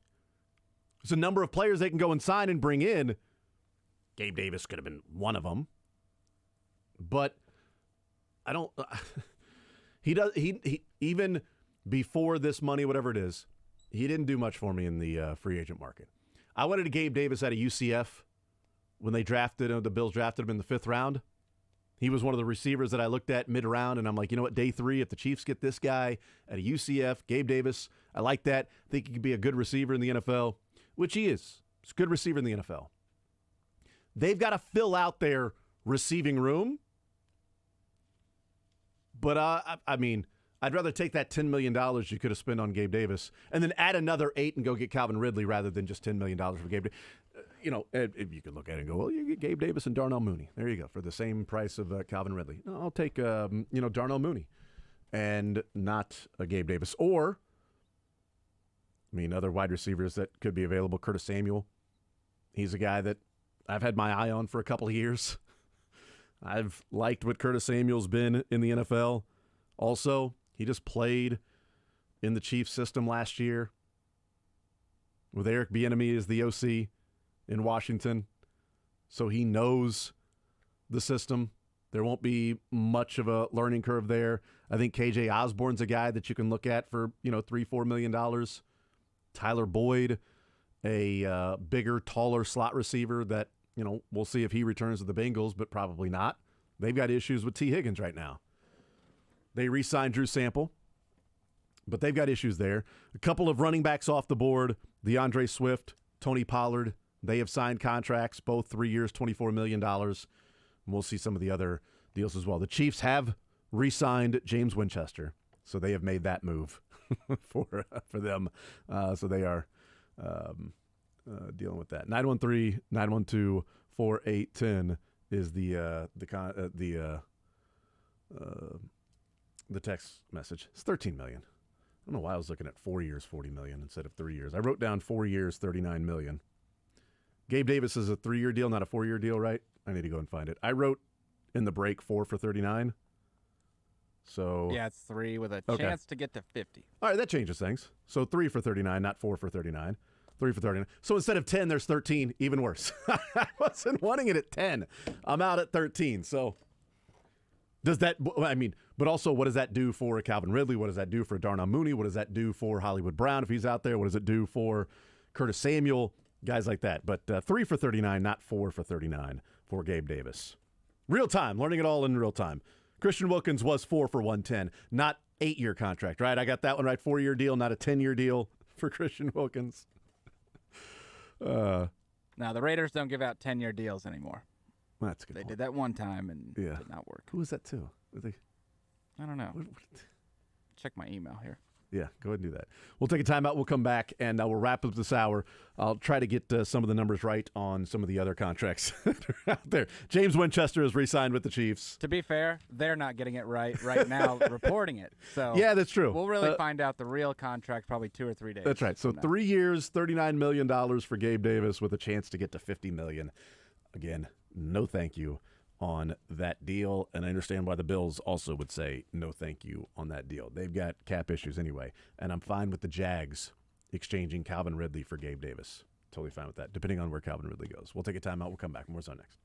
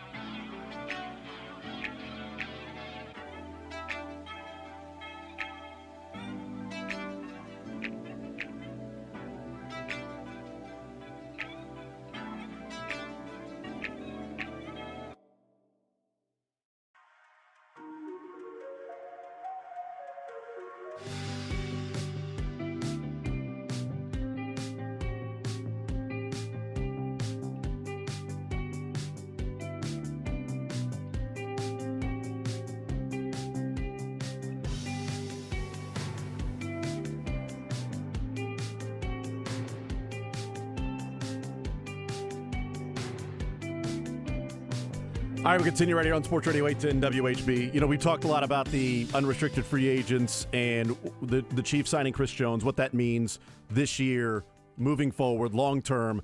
In a couple of years, what that may mean if the Chiefs are looking at it and thinking that this was a mistake. If they've got a Super Bowl or 2 more Super Bowls, then it would be hard to say that it's a mistake. In fact, there's zero opinion of it being a mistake if they win a couple more Super Bowls, and he's a part of that. So we've talked about the unrestricted free agents. The exclusive rights free agents are also out there for the Chiefs, and they have signed 4 of the exclusive rights free agents the Chiefs have. Cole Christensen, Najee Johnson, Mike Caliendo, and Malik Herring. So Malik Herring will be back with the Chiefs next year. So there's at least somebody under contract there. We've talked about all of the defensive linemen that it's like, you know, they're turning over almost the entire room. Without Chris Jones, it was Karlaftis, and it was, Neil Farrell, FAU, and Omenihu. Well, now you've got Chris Jones. And, hey, Malik Herring is back. Adds depth to the room. Adds depth to the defensive line. It ain't the answer, but adds some depth there. We'll see what other moves they may make. Defensive line, the names that I'm looking at, and we'll see, you know, what they end up signing for. But the names I'm looking at, I wrote down 5 different players that I thought would be around the market the Chiefs may be shopping in. Dorrance Armstrong, the edge defender from the Cowboys, but also it's kind of like Charles Omenihu, who is smaller, but a little bit like Charles Omenihu, where he plays edge. He can slide down in the interior if need be and rush the passer from that standpoint. More of a 3-down defensive end, not just a pass rushing specialist or a run-stopping, edge-setting specialist, but former Kansas Jayhawks. You point that out as well. So local ties there. Dorrance Armstrong, A.J. Epinesa from the Buffalo Bills, a couple of guys on the edge, and then 3 defensive tackles that I've looked at. Teair Tart, who's 27 years old, issues in Tennessee, off the field, dysfunction. He wasn't happy about what was going on. He ends up getting cut, getting waived. There were 3 teams that put a waiver claim in there on Tart. He's 27 years old. I think he would be an awesome match next to Chris Jones, the way that he can stuff the run. Volatility off the field, the Chiefs have to feel good about all of that stuff. And then Javon Kinlaw and Mo Hurst at defensive tackle. Those are a couple of other names. So there are 5 players there that I think is the market they'll be playing in, and maybe they get a couple. I don't know. Maybe they end up with 1. Maybe they end up with none of those players, but they'll have to sign somebody along the way. And then also I think, you know, Mike Edwards is, out there. They got to figure something out with safety. So is Mike Edwards a guy that they end up bringing back, or do they go younger? And, you know, Mike Edwards might get a 1-year deal. Do you go younger and get a guy that I like out of L.A. in Jordan Fuller, 26-year-old safety, probably take multiple years to sign him, but multiple-year deal with Jordan Fuller would mean that Justin Reed in the final year of his contract, then Jordan Fuller might then, if he's got the extra year, then that sort of takes over at that spot. Same way that, you know, Drew Tranquill signed to a multi-year deal, and it's a little bit of an insurance if they can't get something done with Nick Bolton. You get something done with Drew Tranquill, he's the green dot.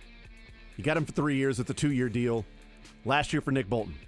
You'll go into the offseason next year and something happens with Nick Bolton, another team is going to overpay for him or whatever it is. You can't come to some sort of an agreement where you feel like it fits and makes sense. You've got Drew Tranquill, who can be the green dot, and you've got him under contract next year. Do they do that at the safety spot? Because they've typically been a year ahead of the changeover at the safety spot. They drafted Brian Cook, last year of Juan Thornhill. Bring in Juan Thornhill with the Tyrann Mathieu and all that stuff. Do they bring in a guy on a multi-year deal at safety so then he takes over for a Justin Reed type?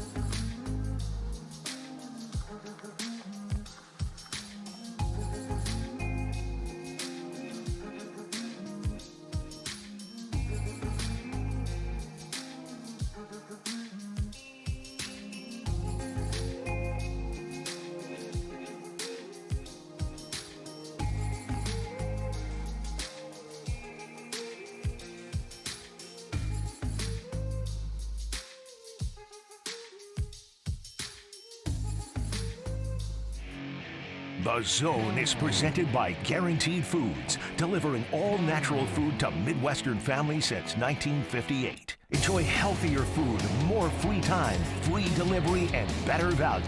Go to GuaranteedFoods.com. All right, so I didn't see this a little bit earlier, but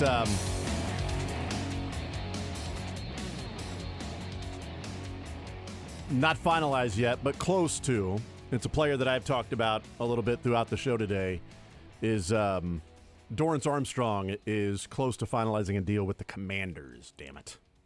He's a player that I really wanted the Chiefs to go and bring in, as they need other players on the defensive line besides just Chris Jones, although he's a pretty damn good player. I don't think he can play all 4 spots at once. He can play a lot of different spots on the defensive line, but not all 4 of them at once. Obviously, George Karlaftis and FAU. They re-signed Malik Herring. He was an exclusive rights free agent, so just offer him the minimum. He takes it. And Dorrance Armstrong was the guy that I liked. But Dan Quinn going from the Cowboys to the Commanders brings Dorrance Armstrong along with him.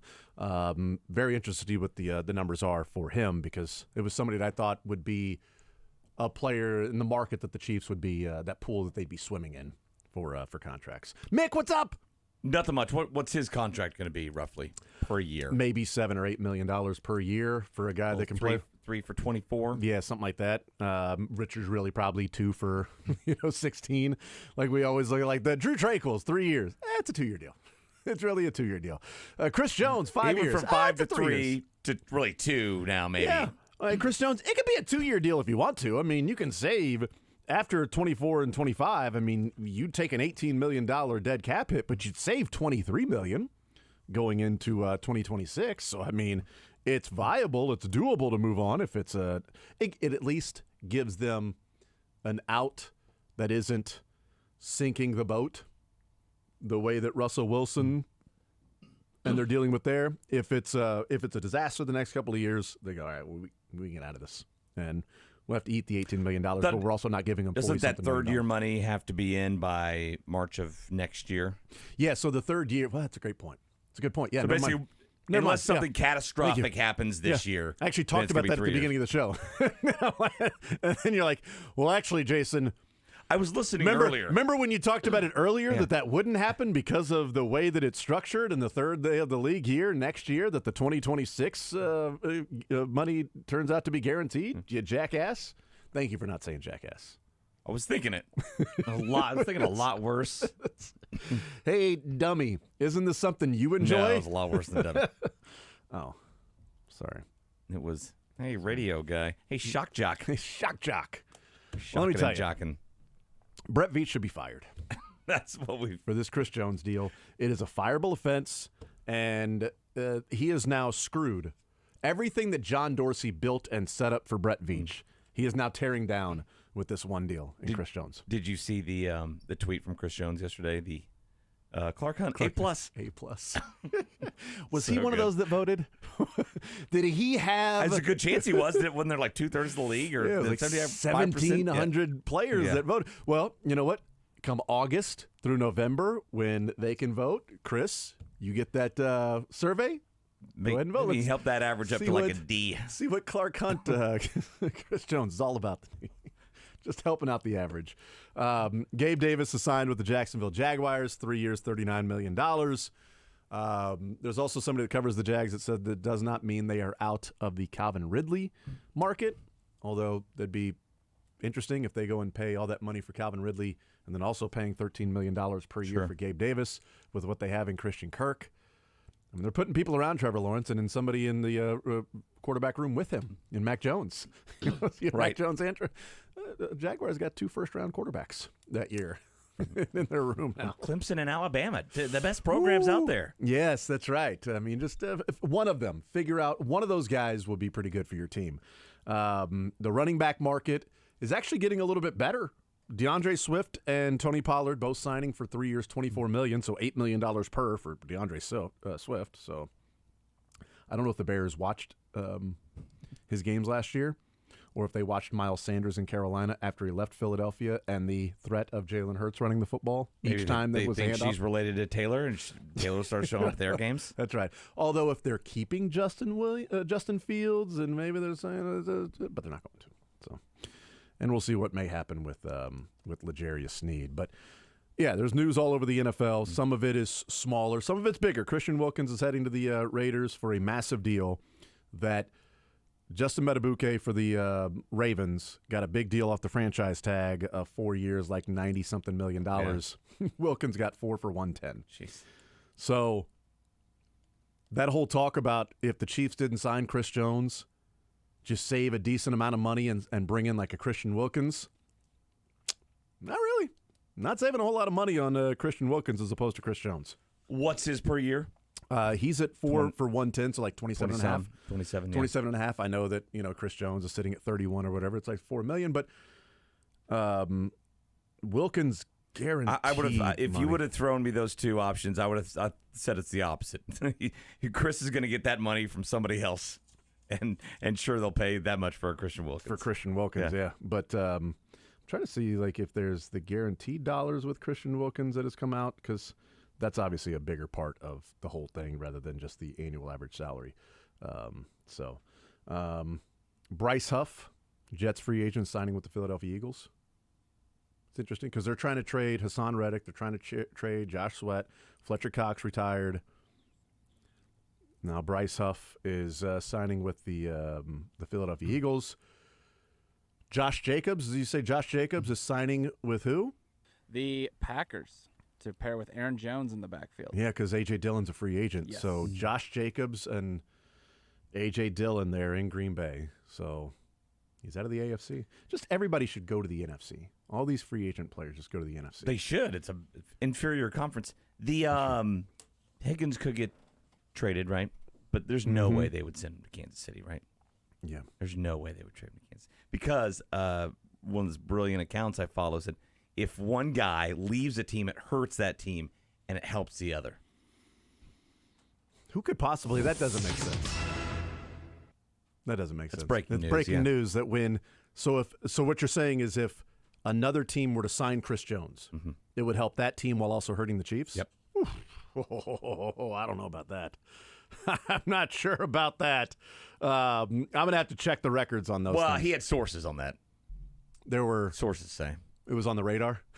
It's on the radar. It's on the radar of the NFL that if one team signs. Another name that I had comes off the board. I had Colby Parkinson as somebody that I would have liked to see the Chiefs sign. He signs a 3-year deal for $22 million. So a little more than $7 million per year. It's pretty rich to upgrade Blake Bell's spot because that's what he is. I mean, that'd be an upgrade to the spot. He's better than Blake Bell as a tight end. He, can line up in the backfield. He's a really good blocker, but he's also much better in the receiving game. So I thought maybe if you can get him for like $4 or $5 million, throw him in there with maybe it's Noah Gray and Travis Kelce. And when you go the 13 personnel, the 3 tight ends, you've actually got somebody that can run routes and catch the ball. What percentage of the Blake time Bell. are they in 13 or 14 personnel? Beyond 12. Rare in 14, but they do run 13 personnel. Probably as much as anybody in the league, but it doesn't mean What it's is a that, whole 2 or lot. 3 It could times be a like, game, yeah, maybe? it could be like 4 or 5 times a game that they're out there with 3 tight ends. When Travis Kelce's not on the field, because when Blake Bell's out there, it doesn't mean that Kelce and Noah Gray were out there at that time. But it's also a point that when Blake Bell is playing, just you would have an upgrade from that as somebody that can block, but also not a liability in running routes that it's like, well, he is not going to get the ball. There's no reason to throw it his way because he's not going to be open, and you don't need to throw him the ball. So it's also more expensive than I thought he was going to be. So that If I don't want to spend $5 million for a third tight end. Yeah, and that means probably Noah Fant is probably going to be more expensive than the Chiefs would go. And, so there you go. We'll see. We'll see what happens. It's an Iowa today. tight end, though, right? So Yeah. magic there. It's got to be. Been at Denver, been in Seattle, former first-round draft pick, really athletic, good in the open field, can also block. Somebody's going to pay him like $12 million per year. Somebody's going to give him $12 million per year. It's like, it's the talent. I can't quit you. I can't just walk away from the talent of Noah Fant. So, yeah, we'll see. What's Alberto doing these days? Where's he at? Where is he at? Dylan, you want Because to they check on played that? together in Denver. Yeah, they did. They did. What do you make of the Chris Jones deal? You like it? Don't like it? Is it a mistake? Do what you can to bring him back, and then trading L'Jarius Sneed should have paid L'Jarius Sneed instead of Chris Jones. Where do you come down on the Chris Jones contract? I love that they kept one of those guys. I thought that maybe there's a way to keep both. Maybe there still is a way to keep both, right? And so that's the big fish. And I'm just my biggest reaction is just kind of shock in that, like, I mean, he missed a game last year. He missed week 1 in negotiations, and then they had this Band-Aid deal. It seemed like a Band-Aid deal all season long. Just, okay, we'll put up with each other, right, another few months, see if we can get a Super Bowl, and then you can go get your huge payday. And he got his huge payday, although it's like, you look more at the numbers and when it, basically how long the deal is. He gets smaller and smaller, and the Chiefs aren't gonna. It started out as a 10-year, $500 million contract exactly when it was announced. He's making $1 more than Patrick Mahomes. Patrick Mahomes contract. Then it moved down to I think this is only a 3. Maybe 2 actually. Tomorrow will be a 6-month deal. They got him for the next 2 weeks at least. Basically, it seems like they massaged the money enough to where at parties, Chris Jones can say, "Hey, I'm the highest paid ever at my position." Yeah. And that's what all this is for, right? That's what all this is for. What is it, $300,000 more than what Aaron Donald got? Yeah. Give me a break on that. That's such a big deal for so many of these guys, I guess. I shake my head at it. The difference between, $32 million and $27 million a year and all that. I shake my head at it. But he can say that now at parties, and the Chiefs get to keep him. Say it at parties. And well done. They have a great cap staff over there, and they know what they're doing. And I'm confident that this will not put them in any sort of bind down the road in signing other guys. So the one question that I asked earlier in the show in the 10 o'clock hour is all right, so the message that this may send for the Chiefs, is there a message here to be gleaned, or difference between Chris Jones and Tyreek Hill? So we've talked about, Tyreek Hill is not the quarterback of the offense. Chris Jones is the straw that stirs the drink on the defense. And I do wonder also, Chris Jones was an unrestricted free agent. Tyreek Hill had another year. They were getting something back for Tyreek Hill. Mm-hmm. They were getting good compensation back. So it's, okay, do we go here with the numbers for Tyreek Hill, or do we bring this in these this trade? Okay, well, let's make the deal to trade as opposed to going up to $30 million per year for Tyreek Hill. Whereas, do we meet Chris Jones where he wants to get, or we just let him walk? It's not we meet Chris Jones where he wants, or we get a first rounder, we get a third rounder, we get another one in next year's draft.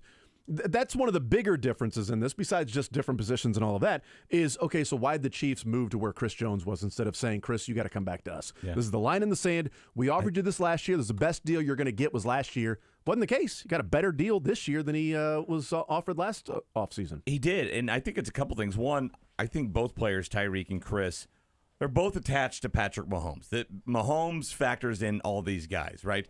In that, of course, wide receiver is going to be. But when you're playing from ahead most of the time, that's a good thing for Chris Jones and pass rushing and getting the quarterback and racking up sacks and playing better defense.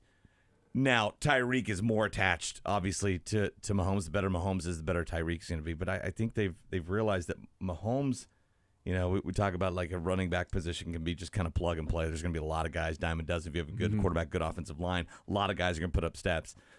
With Mahomes, we've seen the last couple of years, receivers are kind of like that as well. They just are. I know it's the new it position in the league. They get paid so much more. They're drafted higher in fantasy football. They are a more important position on a lot of teams. On the Chiefs, they're just not. So that's that. And then also, Tyreek didn't want to be here, I don't think. I think he wanted the money wherever it was. He loved the idea of Miami. Mm-hmm.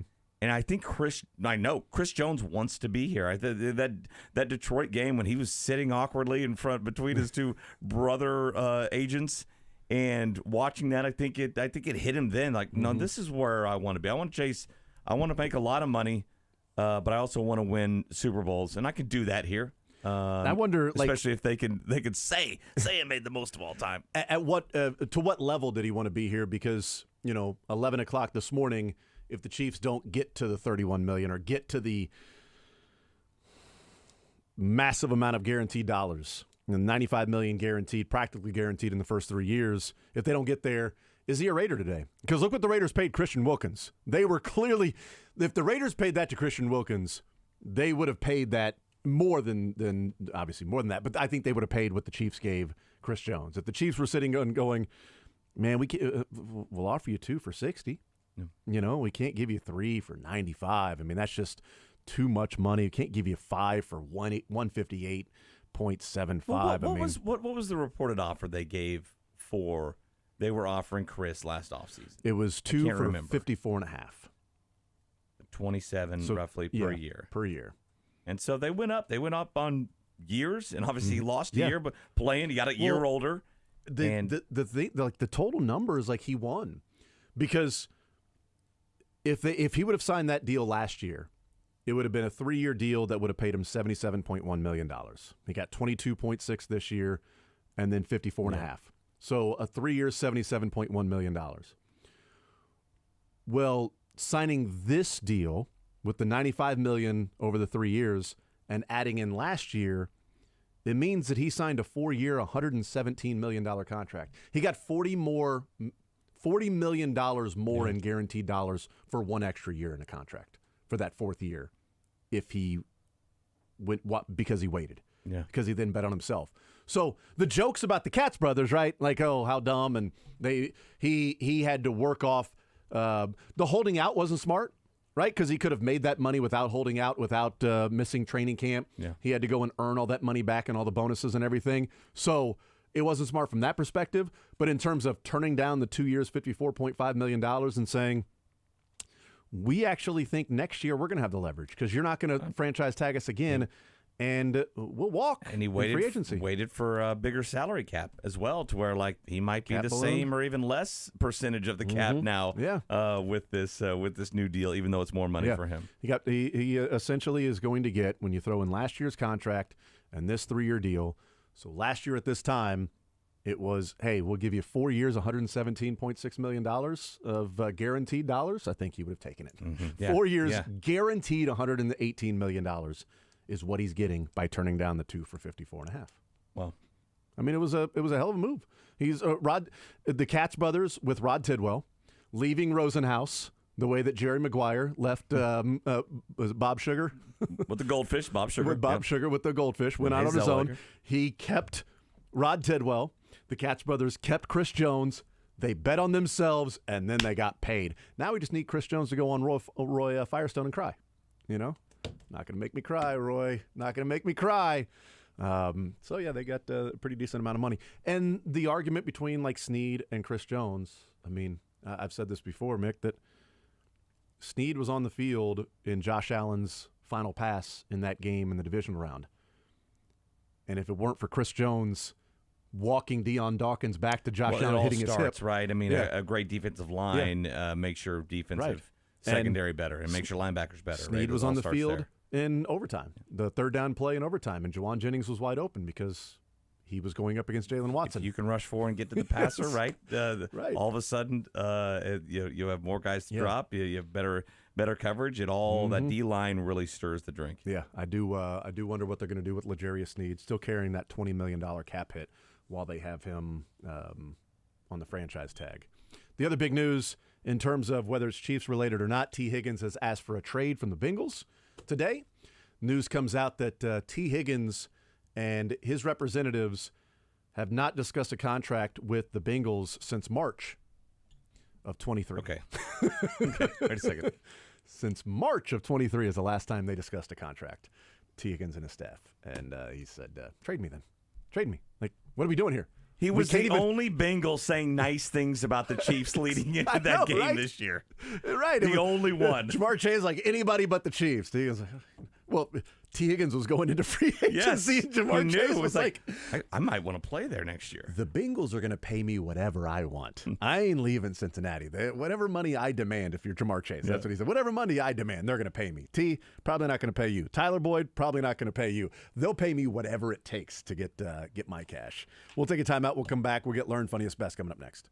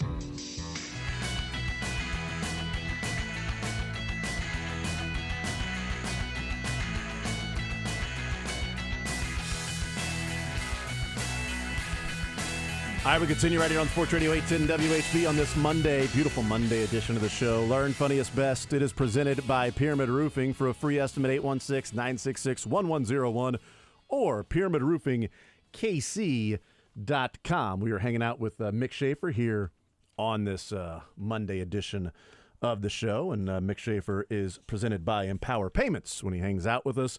All right, Learn Funniest Best. Man, I learned a couple things. Let's play this one. One of the things I learned is that Utah State's athletic director, Diana Sabo, does not mess around.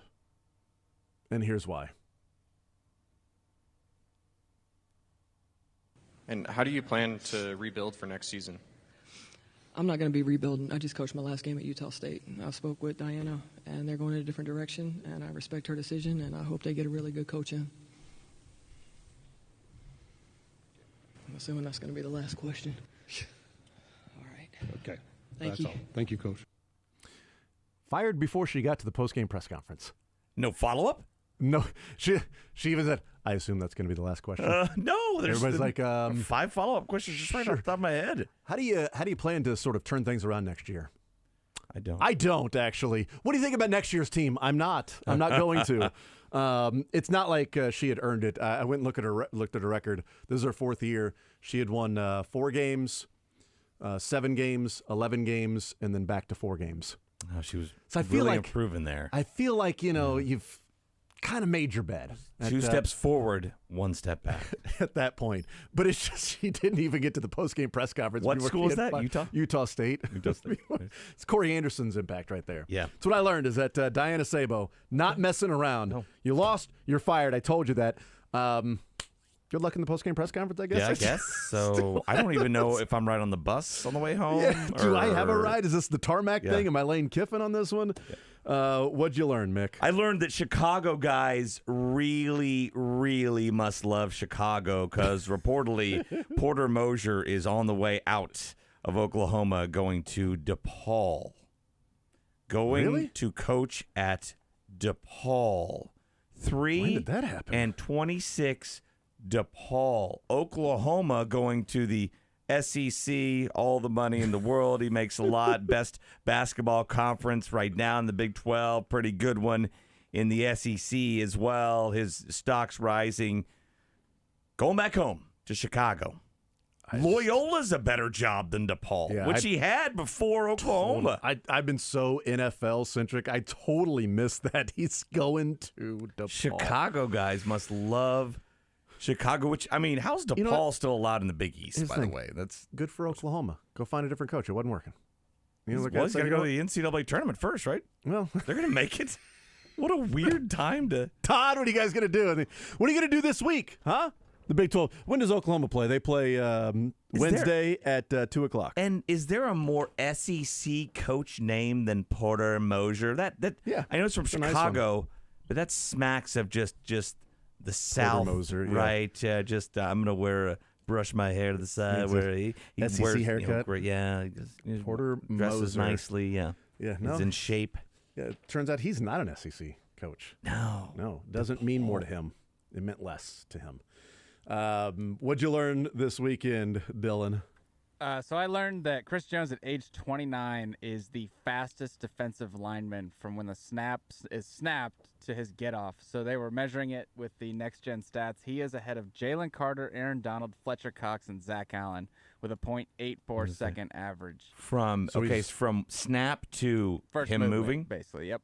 So he's I would the have expected him to be fastest faster defensive than that. so he's falling off. Yeah, exactly. So he's 0.8? slipping. He's getting worse. He's getting slower. Precisely. What Age counts is as his catching get up. off? Just him moving? He said from Or- the second he moves to then No, second what? snap. The snap to him moving, right? Yep. So I would 0.8. guess I would have guessed way less than a second. So he's .84 It seconds. is less than a second. Yeah, it It's is less than a 0.8. second. Way less than a second. I would have guessed less than half a second for those guys. And then Aaron A Donald. second's a long time. for On reference, 1,000. is, See, that's a slow get off. 0.87. Juwan Taylor's like a plus. It's like Juwan Taylor's actually minus 0.5 seconds exactly, at the yeah. snap. He is so fast. Fastest get off in the country. What was the other one you said that last one was the number? Aaron Donald's, for reference, is .87. Jalen Carter in Yeah. second place with .86 is They kind of like Interesting. tabbed him as the younger version of Chris Jones last year. in I'm the wondering draft. if that they're measuring. They said to the first movement or like when he makes contact with somebody. First movement. Yeah, because when you make contact, if that guy's dropping in his stance, you might not make contact till. I mean, think about it though. It takes almost a second for those guys to react. No way, they're a lot faster than that. Like that right guard for the 49ers, he ran away from Chris Jones. So their first contact would have been tough because I don't want to touch him. He's number 95. No, thank you. Another thing to add to that, which is crazy, in the snaps he lined up at defensive end, he listed as top 5 in pressure rate at defensive end, too. Only behind Josh Allen, Dante Fowler, Micah Parsons. I'd and pay this guy $30 million. I think he's a good player. I do. I just think he's a good player. And we'll see. Look, if the cap continues to rise, then it makes it less of an impact, and we'll find out what all that's going to be.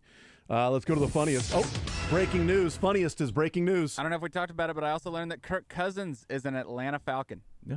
Oh, really? That Yep. just happened? Yes. Oh. Oh, I'd heard that. I was reading up on Porter Moser. Falcons. Kirk Cousins, a 4-year deal to be with the Falcons. There you go. Interesting. Now they should trade Kyle Pitts. That's what I would do if I was the Falcons. Funniest for you, Mick? All right, so I just sent it to Dylan. Do you have it there? So this is Dylan Mullaney last night and at the Oscars, and he's explaining the plot of Field of Dreams without saying what the movie is. It's good. Go ahead. Or what about that moment in Field of Dreams when we hear, "If you build it, he will come"? And then Costner does it. He builds a baseball field. Well, I guess he doesn't build it. He mows down corn, and then there is a field. And then he's like, "I'm going to watch Ghost play baseball." And the bank is like, "You want to pay your mortgage?" And he's like, "Nah, I'm going to watch Ghost play baseball." And then he finds James Earl Jones, who wrote The Boat Rocker, which I thought was a real book deep into my 20s. And he's like, "People will come, Ray. He's the only one with a financial plan." But what's weird is Timothy Busfield pushes little Gabby Hoffman off the bleachers, and she falls down, and she's unconscious. Then Burt Lancaster is Moonlight Graham, and he comes up and he pats her on the back a couple times, and he's like, "Hot dogs stuck in the throat." And then he can't go back in the game, because I guess there's a rule in Ghost Baseball that if you leave the field at any point to become an elderly ghost and do the Heimlich maneuver, you can't return to the field. I love Field of Dreams. That should win Best Picture. So John good. Mulaney. John Mulaney. John Good job. Mulaney. That was really good. I had not seen that last night. I saw a few clips of the Oscars, but I did not see that one. What was the funniest for you, Dylan? So the funniest for me, and I'm trying to imagine this clip as if someone told Kevin Harlan before the broadcast, like, "Hey, I want you to work on your live reads, maybe a little more enthusiasm." Just like someone telling Kevin Harlan this, and then this was, I believe, his response. The new season of Halo is now streaming exclusively on Paramount Plus. Watch Master Chief and his team of Spartans take on alien threats to save all of humanity. They told me to read it with some vigor and as a thespian. Well, humanity will certainly appreciate it. Yeah, good. Paramount Plus will carry that original series Halo. Yeah, I just think that someone told him before, and he was extremely overly sarcastic with that. All That's right, why it's the funniest for me. You want me to do a little more enthusiasm, a little more vigor? All right. Well, you know what? And you got the full Kevin Harlan experience there. My funniest is actually in there as well, and that is the Oscars last night when we found out the Best Picture, and Al Pacino was presenting Best Picture. And maybe we should probably just read the card at the end. But here's Al Pacino presenting the Oscar winner for Best Picture. Only one will take the award for Best Picture. And I have to go to the envelope for that. And I will. Here it comes. And my eyes see Oppenheimer. Yes. Yes. Emma Thomas, Charles Grodin. What'd he say? I see. My eyes see Oppenheimer. So did Oppenheimer they've win? screwed that up before. So did Oppenheimer win? And the Oscar goes to Oppenheimer. And then at the end, you hear him go, "What happened?" But at the end, when he starts naming it, play the end part when he starts naming names, and then you hear right before the clip, and they cut off his mic, "What happened?" Yes. Yes. Emma Thomas, Charles Jordan. What happened? What happened? Why isn't it? Did you guys not know who won? I just told you. My eyes are seeing Oppenheimer. What was the best for you, Mick?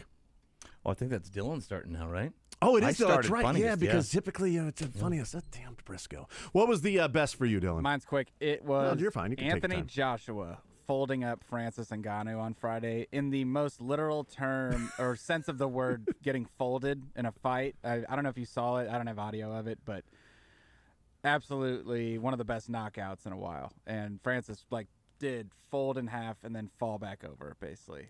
I did not see that. Completely unconscious. It was a great fight. Did not see that. Great fight. Well, and then UFC was great the next night. Yeah, I'm hoping Mike Tyson does that. Same. Yeah, Everybody is. Me too. In his next fight. My best, I had a couple bests, but this was pretty cool.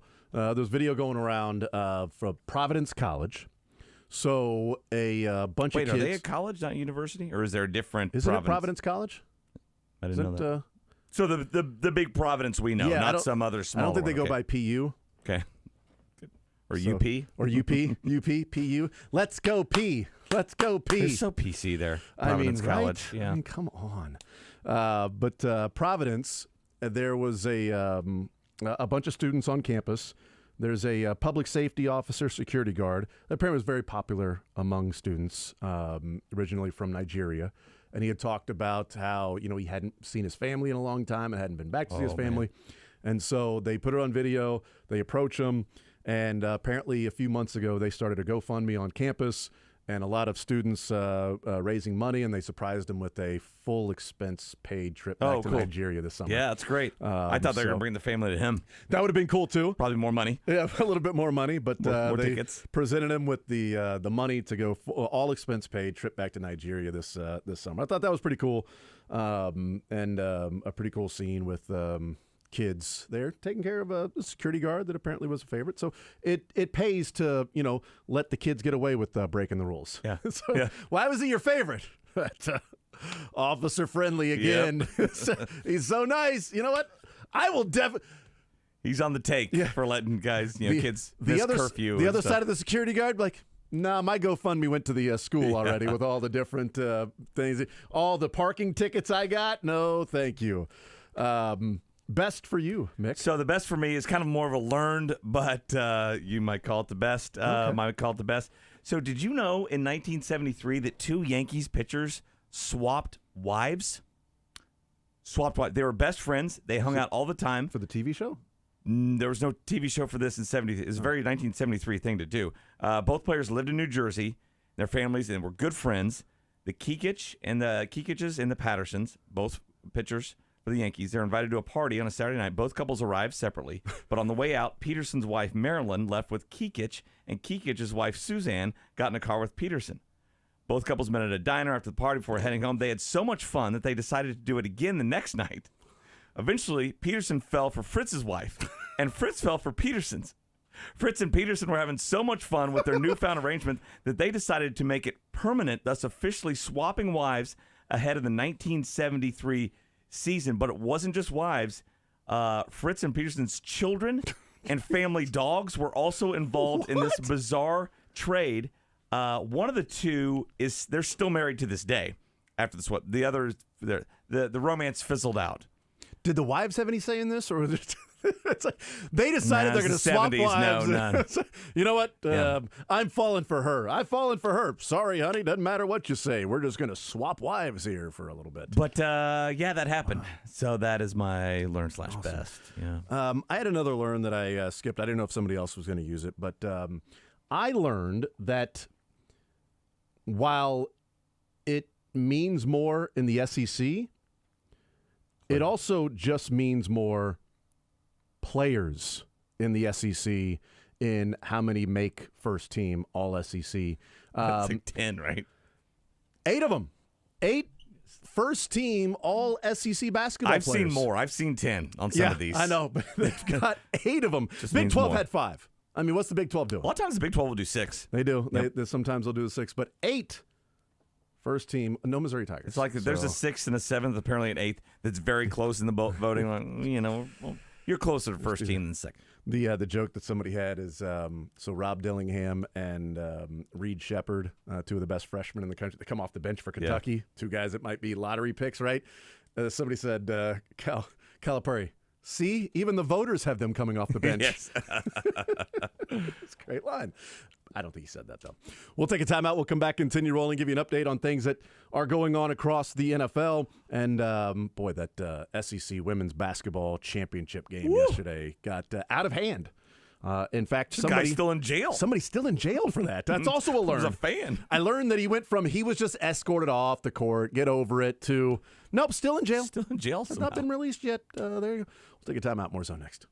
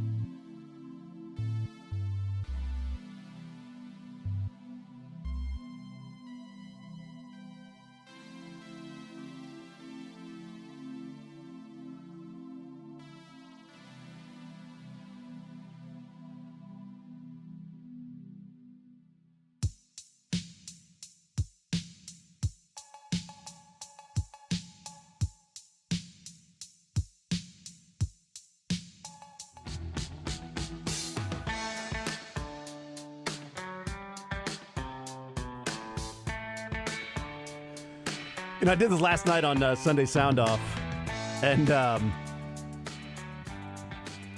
actually meant to. You know what? This can be my learned. How do you have like 9 learns today? I know, my learned, my funniest, and my best. But I did this last night in my final word, parting shots there at the Sunday Sound Off. Final thoughts. Yep. Chris Getz signing Brad Keller to a minor league deal. I'm gonna count this time. Yes. Dylan, do you see this? So Chris Getz, GM of the White Sox, signs Brad Keller.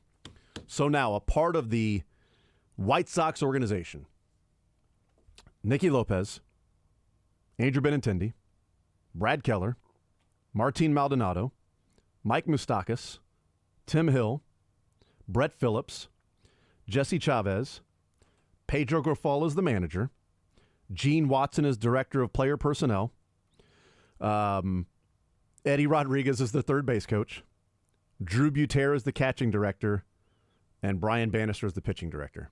How many is that? 13. 13. Are we counting Chris? 14, yes. Counting Chris. So Chris gets to the White Sox and says, "Man, how can I turn this? You know what? What if I went and got a bunch of players from a lost time in Royals history that people are trying to forget and make them the White Sox?" This is what I think. I think the Royals are paying Chris Getz double what he's getting as a GM to be the double agent. Two things on that, both concerning Jesse Chavez. Yeah. One, congrats on you for remembering Jesse Chavez. I was just trying to go through and find all the difference. And as a Royal. Yeah. 13 years ago. 2, he's still pitching. He's still pitching. He's That's right. 41. Are you That's kidding me? That's right, yes. How old's Moustakas? I know When he's you not said that, I'm 41, like, but he must be, you must have said he's like one of the pitching coaches or something. No, he's still there. He's still pitching. Was it the Braves last year? Still pitching. I would like to have Brett Phillips with the Royals, though. He's just fun. Maverick, he's just a fun guy. So there's one suspension from the skirmish that took place in the SEC Women's Championship. There's just one? Just one. Just the tall girl that forearm shivered the other girl? For South Carolina. So not even the first initial one where there's like a elbow to the neck or something like that? Okay. How long do we have, Dylan, did you say? 2 minutes? All right. Let's just hear this real quick.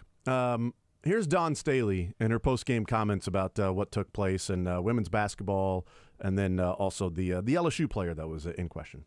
But I'm going to say this.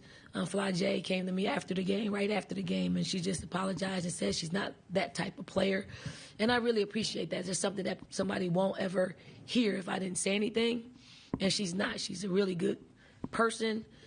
Things just got escalated.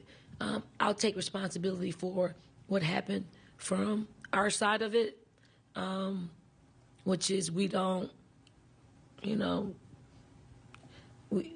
we talk about these things as a team, and we try to, as much as possible, express to them how not to react in those type of situations. But real time is real time, and I know that anybody, Camilla, as well as the other 4 or 5 players that were ejected, I know if they had a chance to do it all over again, they would do it differently. But now we have that. I just don't want the people who are tuning in to women's basketball see that and think, that is our game, because it isn't. Our game is a really beautiful thing. And to be quite honest, this is a part of it now. So we have to fix it, and we have to move on. Classy response. Now that the classy response is out of the way, let's hear Kim Mulkey real quick. Now that the classiness is gone, let's hear Kim Mulkey's response to what took place. No one wants to be a part of that. No one wants to see that ugliness. But I can tell you this. I wish she would have pushed Angel Reese. Don't push a kid. You 6'8", don't push somebody that little. That was uncalled for, in my opinion. Let those 2 girls that were jawing, let them go at it. Got to be a certain height now to get in a fight? Stay out of the way. Let them fight. Come on. God, or push Angel Reese, then see what happens. Nice job, Kim. Way to go.